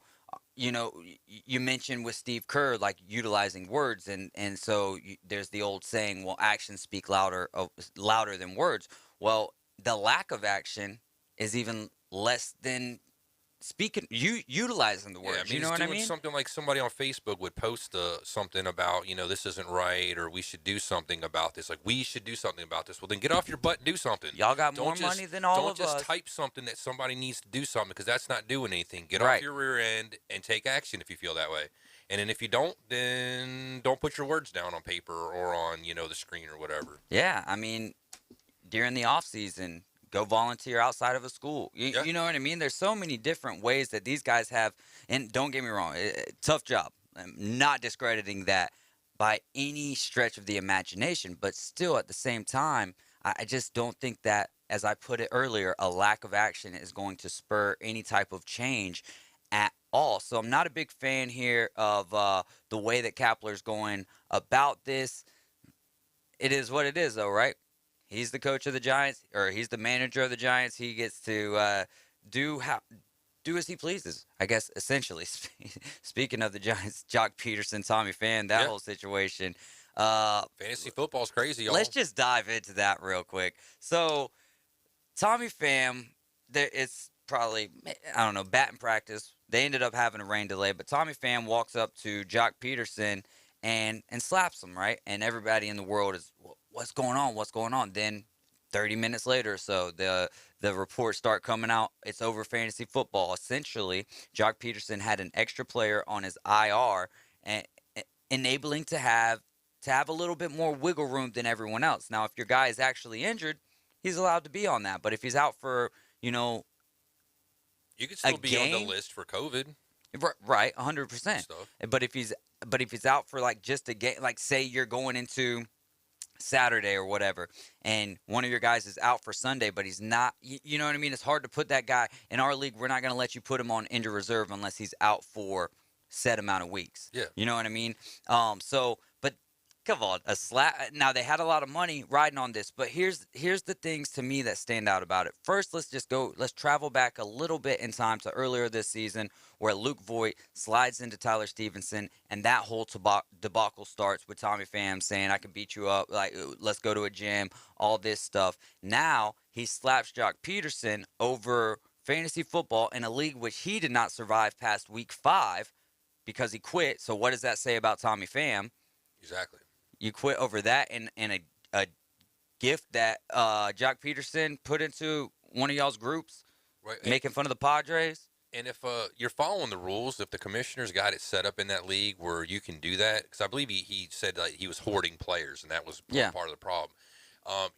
You're there to win, and you're there to do everything you can. And if you can utilize a roster spot like the IR to take a guy away from somebody else that might snatch that guy up and put him on his roster to score points, you're helping yourself out maybe down in the long run. Even if you're not playing that guy head-to-head that week, it may come up down at the end, because we all know head-to-head doesn't really matter. It's total points. Yeah. If you end up having a tie with somebody with record and whatnot. So that's what you got to do sometimes. So it's all about that. And I've done stuff like that before. I've snatched up a guy that I know I wasn't going to use because I had, better players at that position. But if he's on my bench, on my roster, nobody else can hurt me with him. Yeah. No, I have no problem with what Jock Peterson did. It's laughable that you slap a guy when you didn't even make it through the duration of the league. You didn't even make it to the end of the league. So how did he mess with your money? You quit on your money. Bully. And he is though. And he gets on the mic and he's like, I'm a big roller in Vegas and all that stuff. And it's like, and you're a UFC fighter, and it's like, so you're Mr. Do It All. You're one of those guys who I highly avoid, because you can always one up the next guy with whatever it is. Like, dude, you could have never climbed a mountain in your life, and next thing you know, like, this guy's telling you he's been on top of Everest and then jumped down and made it. Or the trump card always that somebody who can't beat you at anything always wants to use, well, I could beat you up. You know, Yeah. like, so what? You know what I'm saying? You know, just because you're bigger than me, you should be able to beat me up. You know what I mean? But it doesn't mean you're a better person, smarter than me, anything, you know? Favorite moment of the weekend for you, Caveman Rick? It was probably last night's Game 7, even though Carolina lost. That was a good game, I like though. seeing Game 7s. You know, I was hoping that they'd come out. I'm a Rod Brindamore guy. He's the coach of the team. So it was still a good game. Like I said, I'm not a Ranger fan. In fact, I hate the Rangers, right up there with the Penguins and the Devils. But good for them. They moved on. You guys get to play them. We'll see what happens. They got two great goaltenders going against each other. That's probably going to be the X factor, I would say, in that series. So my favorite moment of the weekend has nothing to do with sports. Went down Econfina Creek. Started over there close to Pitt Springs where the new canoe launch is. Not necessarily new anymore, but a year or two old at this point. And we were taking one of our buddies down in a float, and the stream happened to be really strong. We thought that we'd be able to, like normally, well, actually, I've never pulled someone back upstream in a float, but we thought we'd be able to do it. And the water was extremely high. So we go down to Gator Springs, we go down to the cliff, do all the jumping and all that good stuff. It's time to head back, and we cannot paddle upstream. Like the rest, everyone who's on a solo kayak or whatever, they can make it up, but we're on the float and we can't make it, and so we end up just floating down the stream at 4:00 in the afternoon, and we're like, oh man, it's gonna be dark when we get back. Our buddies ended up meeting us down there at 388, and it's one of those things that in the moment you're kind of mad about it, like, man, what the heck, you know what I mean? Like, why couldn't we make it back up the stream or whatever? And looking back on it, it's like that was actually a pretty cool adventure to have it happen like that, and a lot of fun, man. So for all of my buddies who were out there with us this weekend at Econfina Creek, lots of fun. If you're listening, guys, had a lot of fun doing that. Let's get into the NBA Finals here, man. Golden State has an offensive rating that's 16th in the league with 112.1. Their defensive rating is second. Offensively for Boston, they're 9th in the league with a rating of 113.6, and defensively, they're first. So we've got the true number one, number two teams in terms of defense actually playing in the NBA Finals. So what does that say? NBA, tighten up. Get on your defense. You're going to make it a little bit further if you're playing defensive ball because of the lack of defense in the association right now. Which trio do you trust more in, Caveman Rick? Is it going to be Steph, Clay, and Draymond, or could it be Tatum, Brown, and Smart? It's easy. It's Golden State. I mean, they've done it before. The Celtics haven't, so until they do it, I'm not going to say that they're better, or that they're going to be able to do it. They got to prove it to me, basically. So yeah.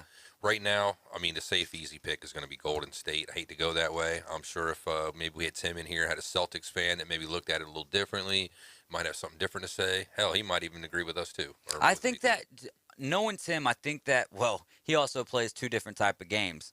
He plays the truth, and then he also plays the mind games of just superstitious, right? If you look at these numbers, though, you'd have to say overall Boston's the better team overall. Right. If you add these two That's why I numbers think up, a lot of people are getting lost in the sauce here. I mean, like Golden State's 9th overall. If you add both of those up, basically, and divide by 2, and then Boston's like number 5. So, yeah. I mean, they're a better team overall if you go by those numbers. But we all know how these statistics and, sabermetrics work out sometimes. Just because the numbers on paper say one thing, totally different on the court or on the field. Now, I agree with you in the sense of been there, done that. The answer is Steph, Clay, and Draymond. But who has more hunger at this time? Now, you can't negate the Warriors and their amount of hunger that they're coming with, because this isn't status quo for them any long. You know what I mean? Yeah. It's not the same Warriors team, even though it's basically the same roster. You have the same nucleus, but you have some different role players. But it's been a while since they've been there. Right.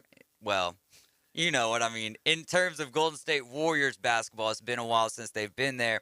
So I imagine that the hunger is there. However, for Tatum, Brown, and Smart, they've had the toughest road, in my opinion. They've had the toughest road to get to where they're at today throughout the playoffs, right? And could the hunger be large enough to create a bigger big three out of them for a 7-game set? Because longevity, absolutely, don't get me wrong. Through 82 games, you got a nucleus of Steph, Clay, and Draymond, and then Jordan Poole with them. I'll take that over Tatum, Brown, and Smart, at least right now. And then to your point, though, talking about the gauntlet that the Celtics have already gone through, are they going to have enough in the tank now going against Golden State after beating these 3 other teams and playing these 3 other series? I mean, everybody talks about Jimmy Butler playing 48. Tatum played 46 in that game. Yeah. You know what I mean? And he was 9 points shy, but he also had more points coming from Smart and Brown. Butler had to because he has less on his team. Right. If the Celtics had the same thing going on, then, Tatum would have played 48. Hell, he would have played 60 if they had 60 minutes, I'm sure. Yeah, the Celtics, so their roster, speaking of experience, right, they entered the finals with 0 games of NBA Finals experience. Golden State has 123 games of finals experience. That's according to ESPN stats and information. This is just the third finals in NBA history in which one team has had 100-plus games of experience while the other team had 0. It's the first time that it's happened since 97 when the Bulls took on the Jazz, and I believe that was, 97, right? Yeah. Bulls had 134 games of finals experience at that point in time. The Utah Jazz also with 0. So we'll see, man. But it didn't stop them from turning an under, like at mid-season, they were under 500 at that point. So now they're headed to the NBA Finals. They're the first team to do that since the 1980-81 Rockets. Man, they're in some company right now, man. But the difference is, can they get the job done? It looks like a very tall mountain to climb, but we haven't even played a game yet. This series, I think, is a lot more interesting than what people are giving it credit for, just because of the playoff run that the Golden State Warriors have had. And the emergence of Jordan Poole has been a big help to them as well. Oh, definitely. If they didn't have him stepping up, they might not even be in the situation they are right now. And then back to what I was talking about this series, and the Celtics maybe being worn down. Got to talk about a lot of travel too, going back and forth across the country. This is going to catch up to you sooner or later, you would think. Yeah, but it ain't like hockey, man. They get like 2 games in between each one. Sometimes that is 3 or 4.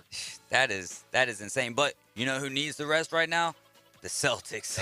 They need it, man. We've got Chandler Permenter coming up next with us. He writes for 24/7 College World Series. We'll be right back with him. ESPN Northwest Florida. Here's what's happening. We are proud to partner with the Panama City Beach Chamber for the 2nd annual Jam on the Coast 5K presented by Visit Panama City Beach. Saturday, June 4th, Frank Brown Park with an epic after party at Texas Roadhouse with free food and beer. And all 5K runners will receive a commemorative shirt, and all finishers will receive a medal. For more details and to register, race over to PCB5K.com. Weather forecast overnight, isolated showers and thunderstorms, then partly to mostly clear by morning, low 70s, light winds, mostly sunny Wednesday and Thursday, the high each day in the mid to upper 80s, and Friday's going to be mostly sunny in the mid to upper 80s as well. We'll keep you updated. This weather forecast has been brought to you by Mid-South Lumber, best little lumber yard in Panama City and Youngstown. For 104.3 and 102.1 ESPN Northwest Florida, I'm meteorologist Tim Root. Hi, I'm Tracy, your diamond girl at Tracy's Fine Jewelry. Shopping for the perfect diamond can be difficult, but that's why I've trained my staff to be helpful and to offer you a stress-free diamond experience. Pick your sparkle and use our easy layaway plan. Every woman deserves an exquisite diamond from your diamond girl at Tracy's Fine Jewelry. We don't work on commissions. We work for smiles and I-dos. So if you're tired of high-pressure salespeople, stop by and see us today at Tracy's Fine Jewelry. Dr. Chad Mitchell, orthopedic surgeon, specializing in sports medicine and joint replacement of the knee, shoulder, and hip. He serves our local athletes and our community. Southern Orthopedic Specialist has been the leader in orthopedic care for over 20 years. New patients are welcome.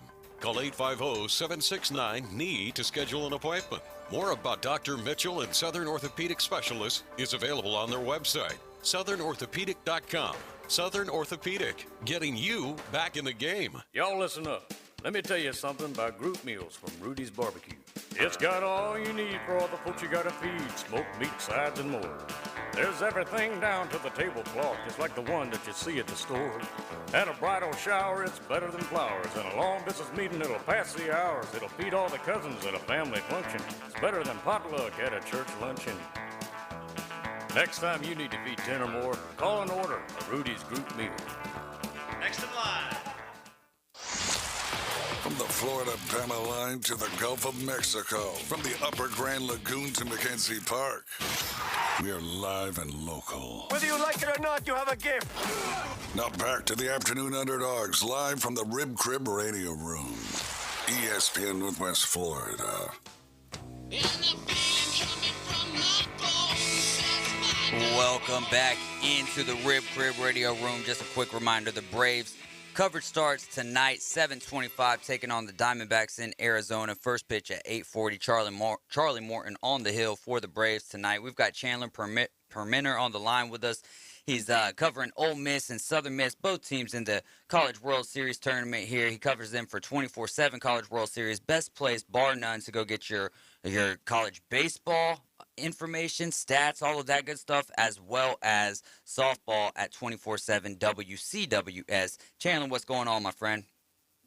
Hey, David. Thanks for having me on, man. Hey, first off, let's start with promoting you. You've got a great challenge going on, a charity bracket challenge here. Let's talk a little bit about that. Yeah, so we're partnering with our friends over at Spit and Seeds 24/7, totally unrelated group. But they reached out to us and said, hey, we want to do a bracket challenge. We really don't know where to start. So the guy who runs our main Twitter page reached out to me and said, hey, nobody has a software for this except for, of course, D1 came out with one this year. Surprise, surprise. But I built a software from the ground up. It's actually in Google Sheets, but it's going to be a pick 'em. Just like you do for March Madness, you're going to build your own bracket. And the winner, or maybe winners, depending on how many we have, we're going to walk over some cash. And 50% of the proceeds are going to go to a charity. That charity is, I believe it's called Blessed Feet. It's basically a charity that gives away cleats and other baseball gear to children who couldn't otherwise have baseball gear. So that's a pretty cool charity. The link to that charity is actually on our Twitter page at 247CWS, and it's a $5 entry fee. If you're interested, reach out to us on any of our social medias. We have Facebook, Twitter, Instagram, all under the same handle. So reach out to us and we'll get you entered. Yeah, 247CWS, man. Like I said, not only a great source, but also with this right here, you can have a little bit of fun, and you can also help someone along the way. What a great charity that is, especially for, we're talking about baseball here, and we're tying the charity in with baseball as well. Chandler, thanks so much for that. Did the NCAA get it right with the bracket? Well, I mean, you got to cut them a little bit of slack. If you look at it, they've got 64 teams, but 18 to 27 of those are automatic bids. I mean, this year, obviously 8 or 9 of those were teams that were going to make it in anyway, but you're left with somewhere between 37 and 45 teams the teams are really picking. So there's only a handful of teams that are what you would consider bubble teams. But I think for the most part, yeah, they got it right. I mean, there are a few teams that you could definitely have made a good argument for, but I mean, you could also make an argument for every single team that got in. So the fact is, if you felt like you should have got in but didn't, you should have had a stronger resume. And I mean, you could say the same thing about some teams that got in, but it's kind of the luck of the draw once you get to that bubble. Let's look at the luck of the draw there. Give me some teams who you think got snubbed. So I think the biggest one on everybody's mind right now is NC State. I mean, a lot of people, including myself, think they got hosed last year in the CWS. When they got to Omaha, some COVID stuff happened. They still wanted to play ball even with a limited roster. NCAA said, nope, can't do it. So they got sent home on a sort of a technicality. And then this year, they had almost an identical resume to Ole Miss, and Ole Miss made it in. NC State didn't. Some people chalked it up to conference affiliation. I mean, some say that the NCAA really does just hate NC State.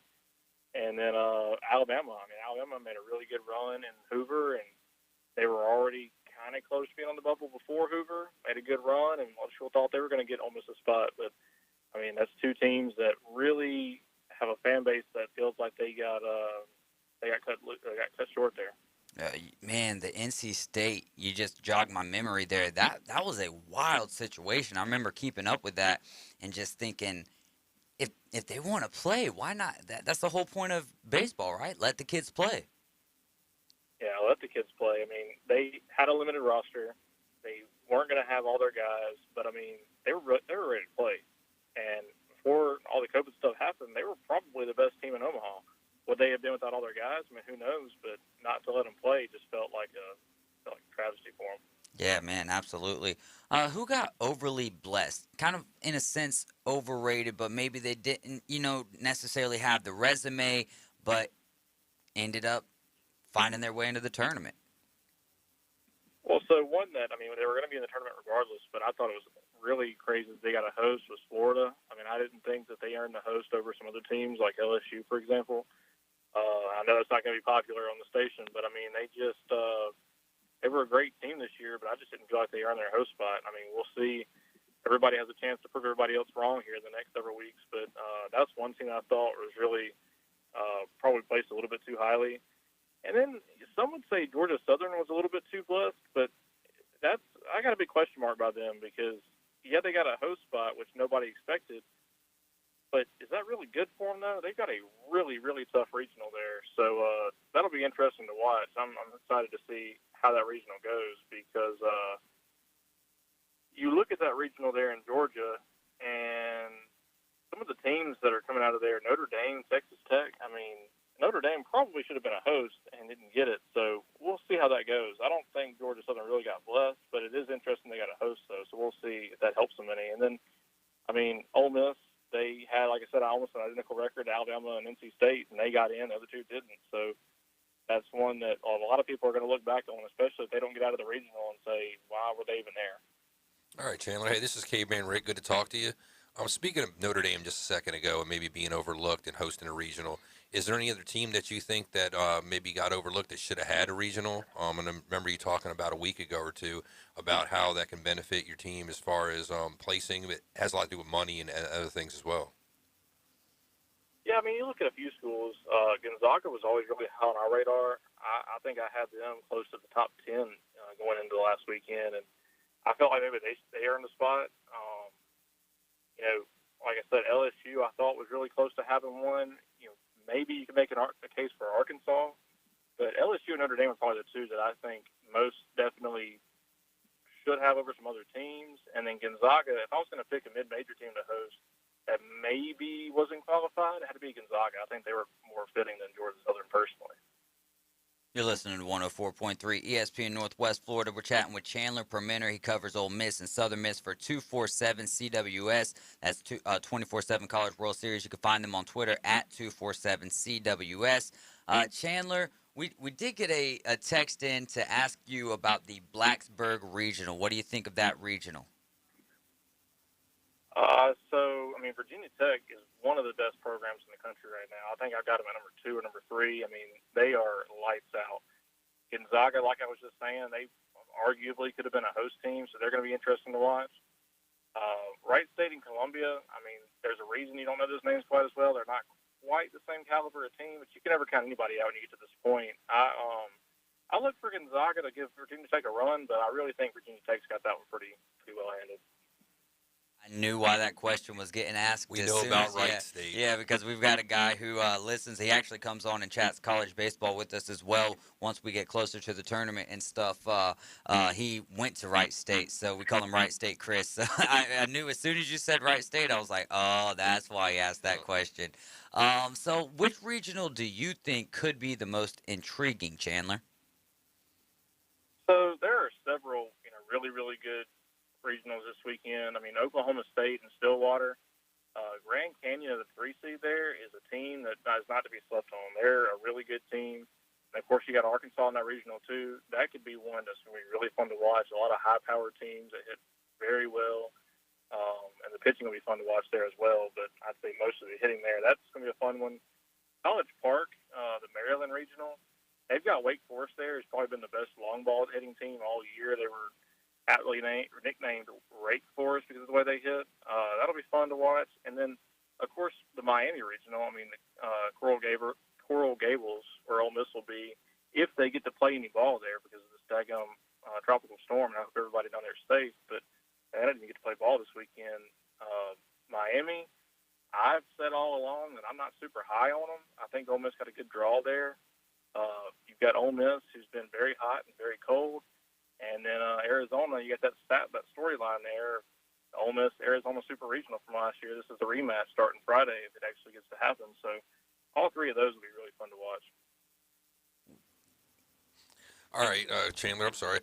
Which regional do you think might be the toughest to come out of?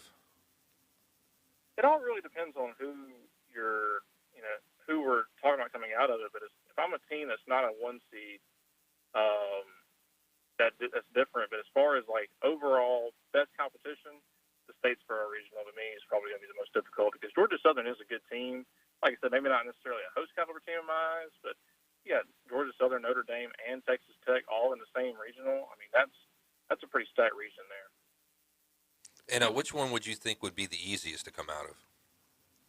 Well, and aptly so. I mean, the 1 and 2 seeds, Tennessee and Oregon State, both have relatively easy paths. I mean, Tennessee's got a SWAC school, Alabama State, who won their conference tournament, and that's probably the only reason they're even there. The Camels are at 3. That's a pretty good 3 seed. And Georgia Tech's no slouch either, but Tennessee's just been so hot. And then in Corvallis, I mean, you've got Vanderbilt in that regional, but New Mexico State and San Diego aren't teams that you would just think of as powerhouses. So I'd say the 1 and 2 seeds got pretty good draws this year. Let's look at the regional for Southern Miss. How does that regional look for the guys that you cover in Southern Miss? So Southern's been kind of in a slump here recently, so they're going to have to find a way to start hitting the ball better. I mean, they're probably the second best pitching staff in the country behind Tennessee. Their stats are outstanding in pitching, but of course LSU can hit the ball with anybody. So if LSU's hitting can outlast Southern's pitching, that'll be interesting to see. And you can't sleep on Kennesaw, the third seed there. The Kennesaw State, I believe they're the Eagles or Flashes maybe. They're going to be a tough team as well. So Southern's got a good chance. I mean, obviously, when you're hosting and you're going to have 4,000 to 5,000 of your own fans there, that helps you out a lot, and you don't have to travel anywhere. But Baton Rouge, they travel pretty well too, so it'll be fun to see whether LSU or maybe even Kennesaw can take that one away. Were the SEC and the ACC really that much better than the rest of the country? They got 9 teams in a piece. By the way, you're listening to 104.3 ESPN Northwest Florida, and we're talking with Chandler Permenter. He covers Ole Miss and Southern Miss for 247 CWS. That's 24/7 College World Series. Follow them on Twitter at 247 CWS. But yeah, were the SEC and ACC really that much better than the rest of the country?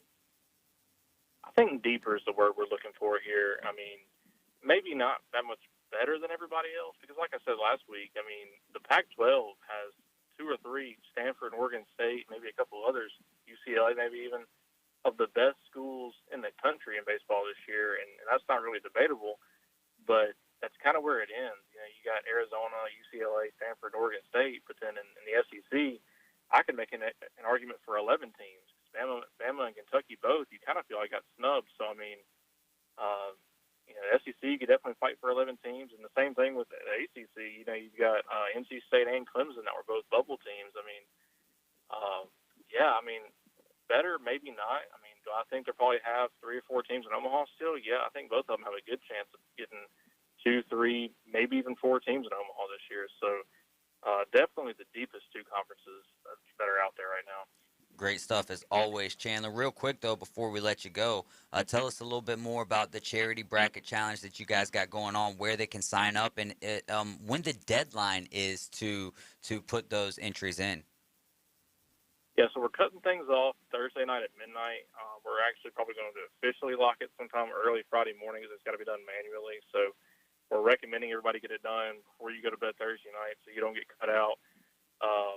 But because of all the social media standards on quote-unquote, gambling or whatever you want to call it, we're doing all the sign-ups through direct message. So if you have any questions, want to get signed up, you can direct message myself.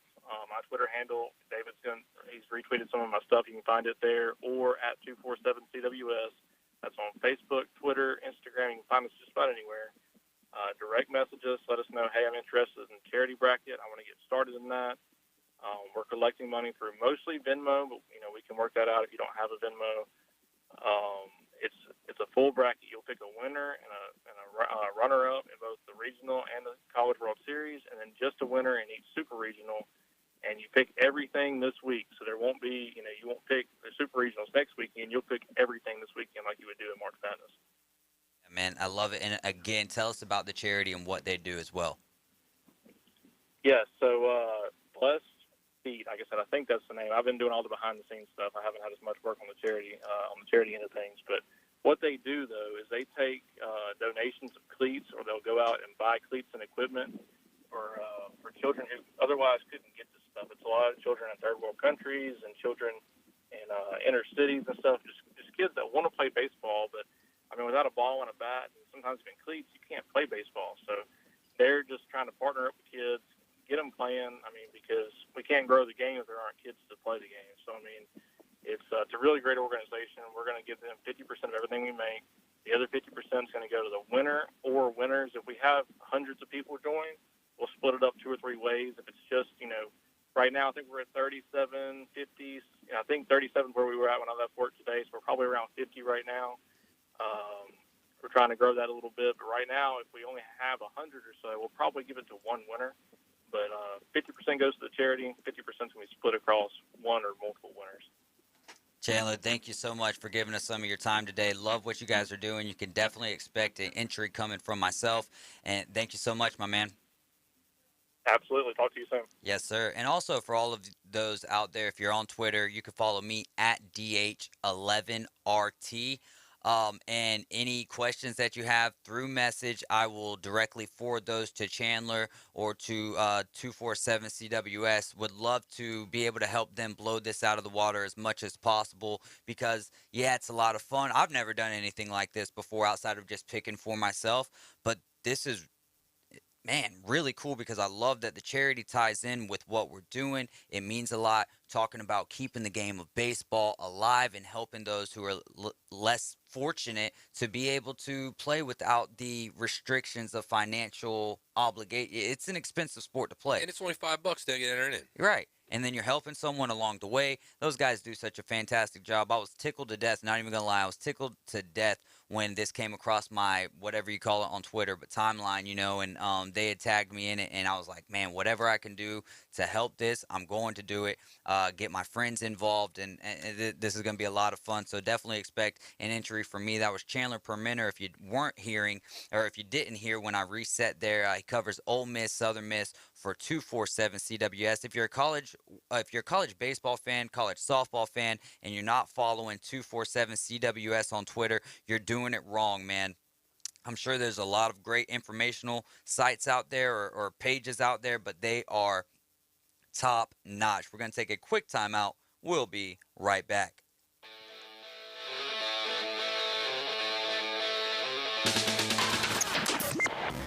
104.3 ESPN Northwest Florida. This is Braves country. This one's going supersonic.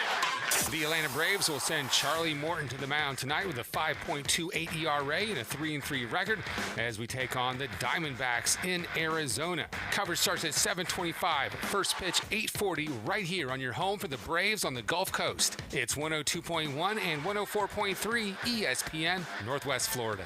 Have you been to Gin Gin Super King Buffet? It's not your average Gin Gin. Well, here's what you're missing. Gin Gin Super King Buffet has competitive pricing, a great selection, extensive buffet options perfect for family dining. Menu options also include top quality seafood, hibachi and sushi bar, or select their mouth-watering crab legs by order. Bring the family out to Gin Gin Super King Buffet located next to Wonderworks at 9802 Front Beach Road on Panama City Beach. Hi, I'm Bobby Likas with today's Car Clinic Minute. Taking a back seat used to mean second best, but no more. I've got news that'll make the back seat a happening place to be. When I come back, I'll tell you all about it. The Car Clinic Minute. It's Bobby Likas Car Clinic, brought to you locally by Hewitt Tire and Auto. Call 850-769-7323.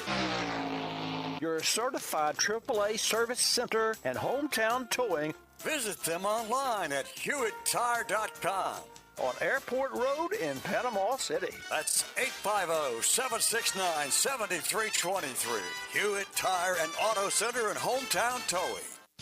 If drive-in movies were the last time you had fun in the back seat, you're in for a treat. Visteon's aftermarket rear seat entertainment system offers a fully integrated mobile entertainment system packaged in a center console. It features a 6.4-inch flip-up LCD screen, a video cassette player, and video plug-and-play capability. Now your kids can play Nintendo on long trips, and you can enjoy drive-in movies from the back seat without ever leaving your garage. I'm Bobby Likas. Like us, you'll love us.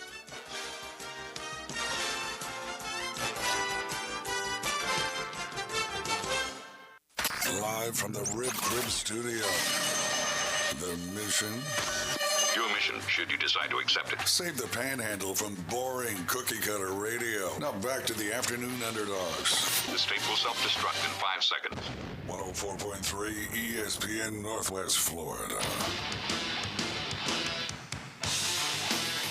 Welcome back in, y'all. It's the Rib Crib Radio Room. You're tuned in to the Afternoon Underdogs. We're on 104.3 ESPN Northwest Florida. If you're listening in the Mariana area, it's 102.1 FM. We're also on Blab TV in Fort Walton, Pensacola, Mobile area. If you don't have their channel through your local TV service provider, then you can get their channel or app on your Roku, Fire Stick.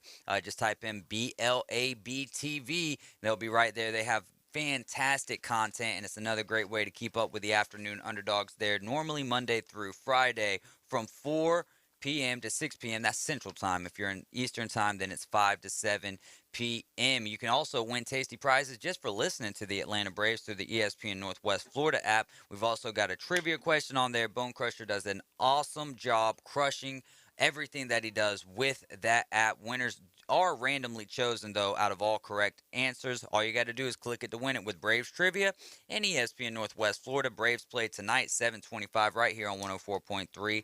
And the first pitch is at 8:40. Charlie Morton versus Humberto Gonzalez. Going to be a hopefully it's a bounce-back game, man. Who you guys got? The Diamondbacks, man. Out of the NL West, those guys, dude, you know. I mean, the NL West right now is just crushing it. Let's get into these NHL playoffs, though.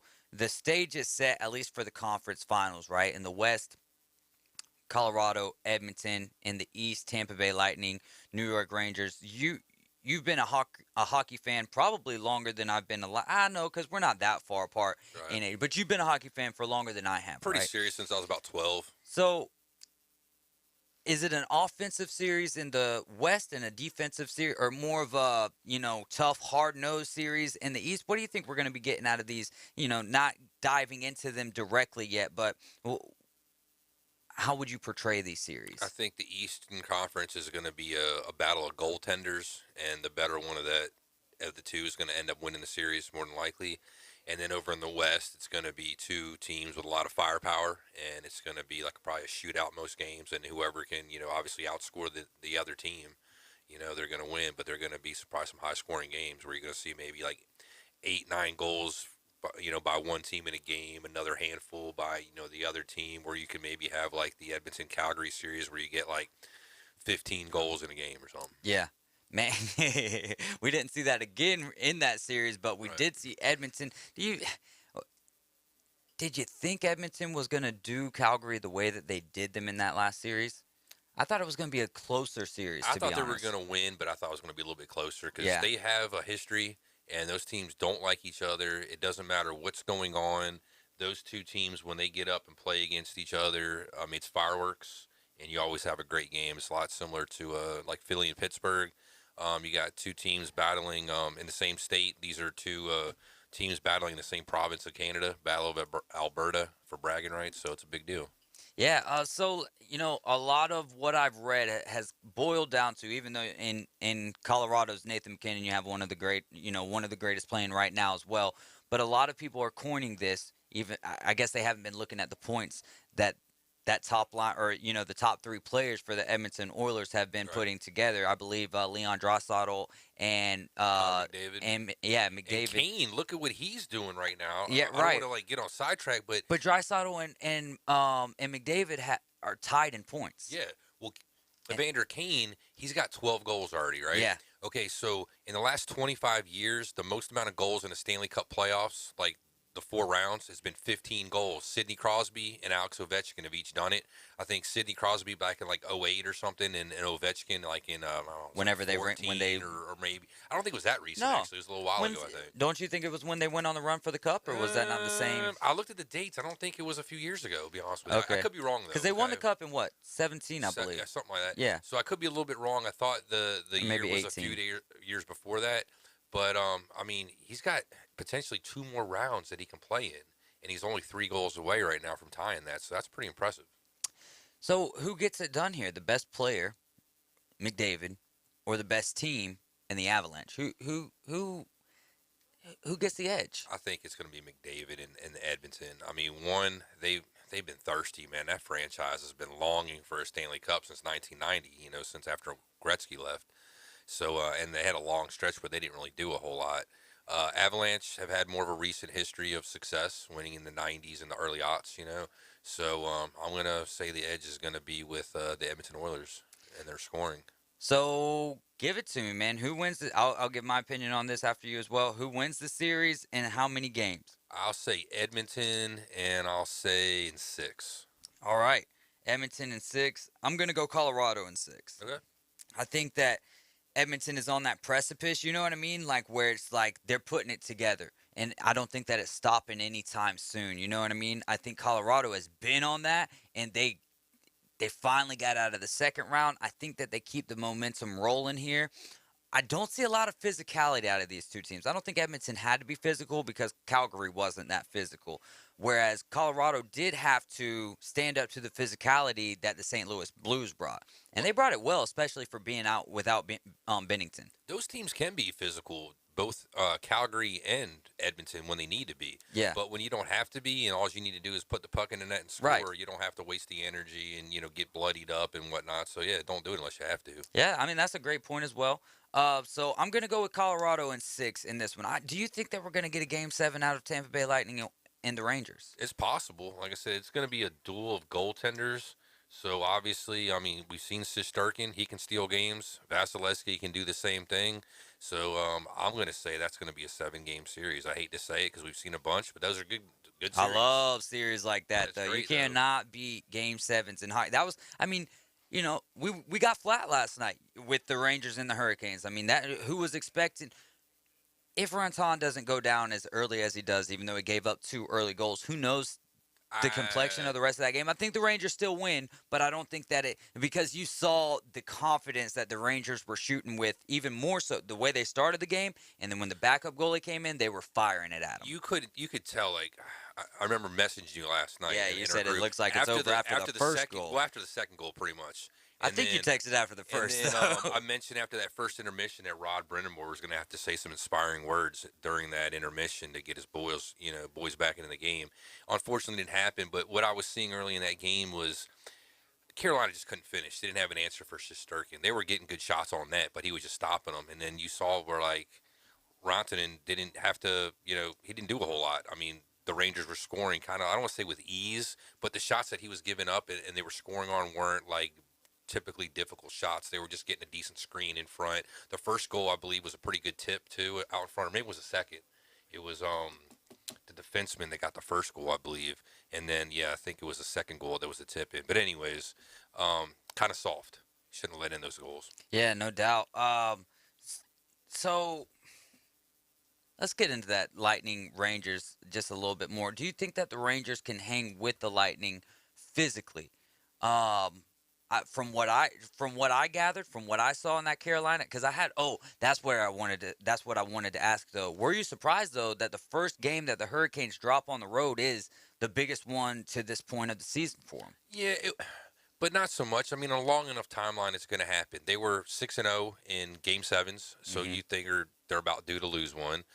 The same thing with the Rangers, though. They've been doing well. It was like their 5th straight elimination game, I believe, last night that they survived. Yeah. So you would think something was going to give in one of those, and unfortunately, it was the Hurricanes losing. So something had to give. But back to the other question: can the Rangers hang with the Lightning physically? I do believe that they can. From what I saw, and that's what I've seen kind of differently, especially in this latest round, in the second round with the Eastern teams. I saw a lot more physicality, a lot more willingness to block the puck, a lot more willingness to get into the scrums, a little bit more after the whistle type play. So I do believe that the Rangers can hang with them. The difference is I don't know if they have what the Lightning is kind of rare in my opinion to possess the willpower, the physicality that they do, but still play a finesse game at times. Yeah, well, I mean, the Rangers trying to prove something to me in that series against Carolina. I thought they were kind of soft. They weren't, I don't want to say afraid to take the body and to do the kind of things that they needed to do.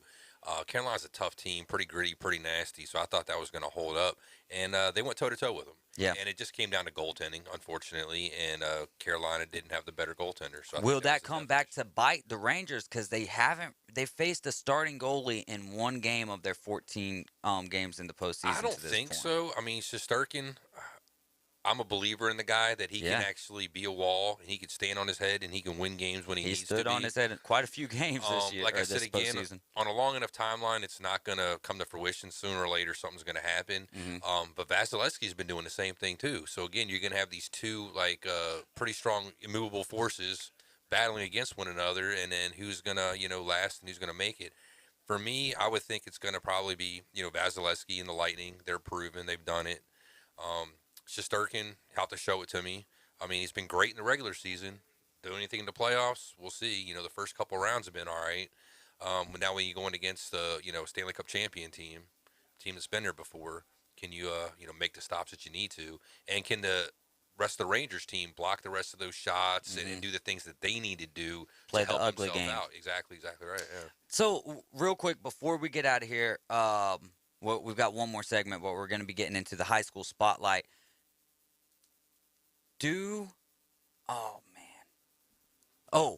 Where we're at now, who is your favorite for the Stanley Cup final? Obviously, we'll revisit this after these finals here. Who's your favorite right now to win it all? I mean, right now, how can you not pick Tampa? Yeah, I hate to say that. I know that you hate to say that too. I really didn't think you'd be coming with that answer.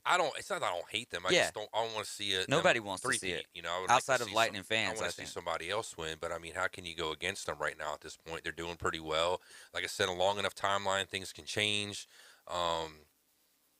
They're doing some great things. I know, just real quick, the other day you guys were talking last week about Rick Tocchet mentioning he thinks Vasilevsky's like on the goaltending Mount Rushmore. I kind of disagree with that. Vasilevsky's been pretty great, but there's been plenty of goaltenders that won 2 Stanley Cups back-to-back, along with some other accolades like a Conn Smythe and things like that, or a Vezina.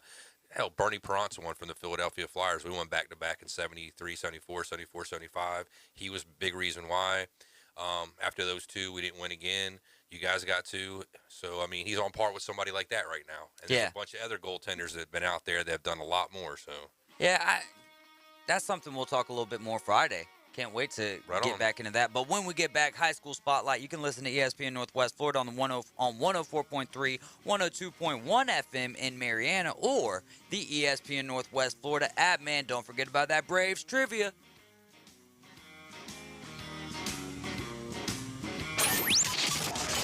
ESPN Northwest Florida. Here's what's happening. Have you seen our big billboards in Bay County? Well, we have a chance for you to win a supersized prize pack almost as big. With 11 gift cards, you'll be eating, drinking, shopping, and going on adventures all over Bay County for free. Just take a picture of one of our big billboards, post it on Facebook, and tag ESPN Northwest Florida for your chance to win. More details at ESPNPC.com. Weather forecast overnight, isolated showers and thunderstorms, then partly to mostly clear by morning. Low 70s, light winds, mostly sunny Wednesday and Thursday. The high each day in the mid to upper 80s. And Friday is going to be mostly sunny in the mid to upper 80s as well. We'll keep you updated. This weather forecast has been brought to you by KHS and Associates, your source for affordable medical insurance. For 104.3 and 102.1 ESPN Northwest Florida, I'm meteorologist Tim Root.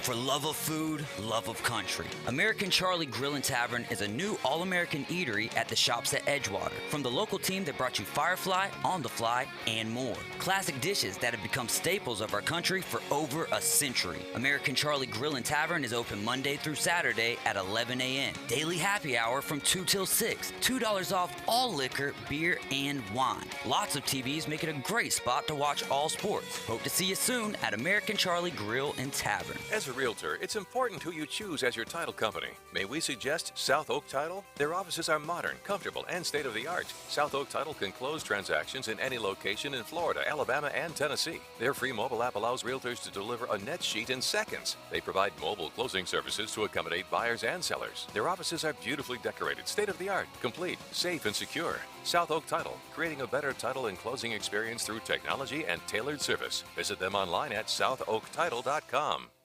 Signworks, a business serving businesses since 1985. Everything from signs and banners, vehicles and boats, magnetic and real estate signs, contractor signs, and much more. Signworks can do large format, full color printing too. Signworks, a real professional in the business world. Call Signworks at 785-8899. Signworks, 850-785-8899. Live from the Rib Crib Studio. Doing what other stations can't. The Afternoon Underdogs is live and local. 850-215-6290. Always be sure to listen for the dial tone. 104.3 ESPN Northwest Florida.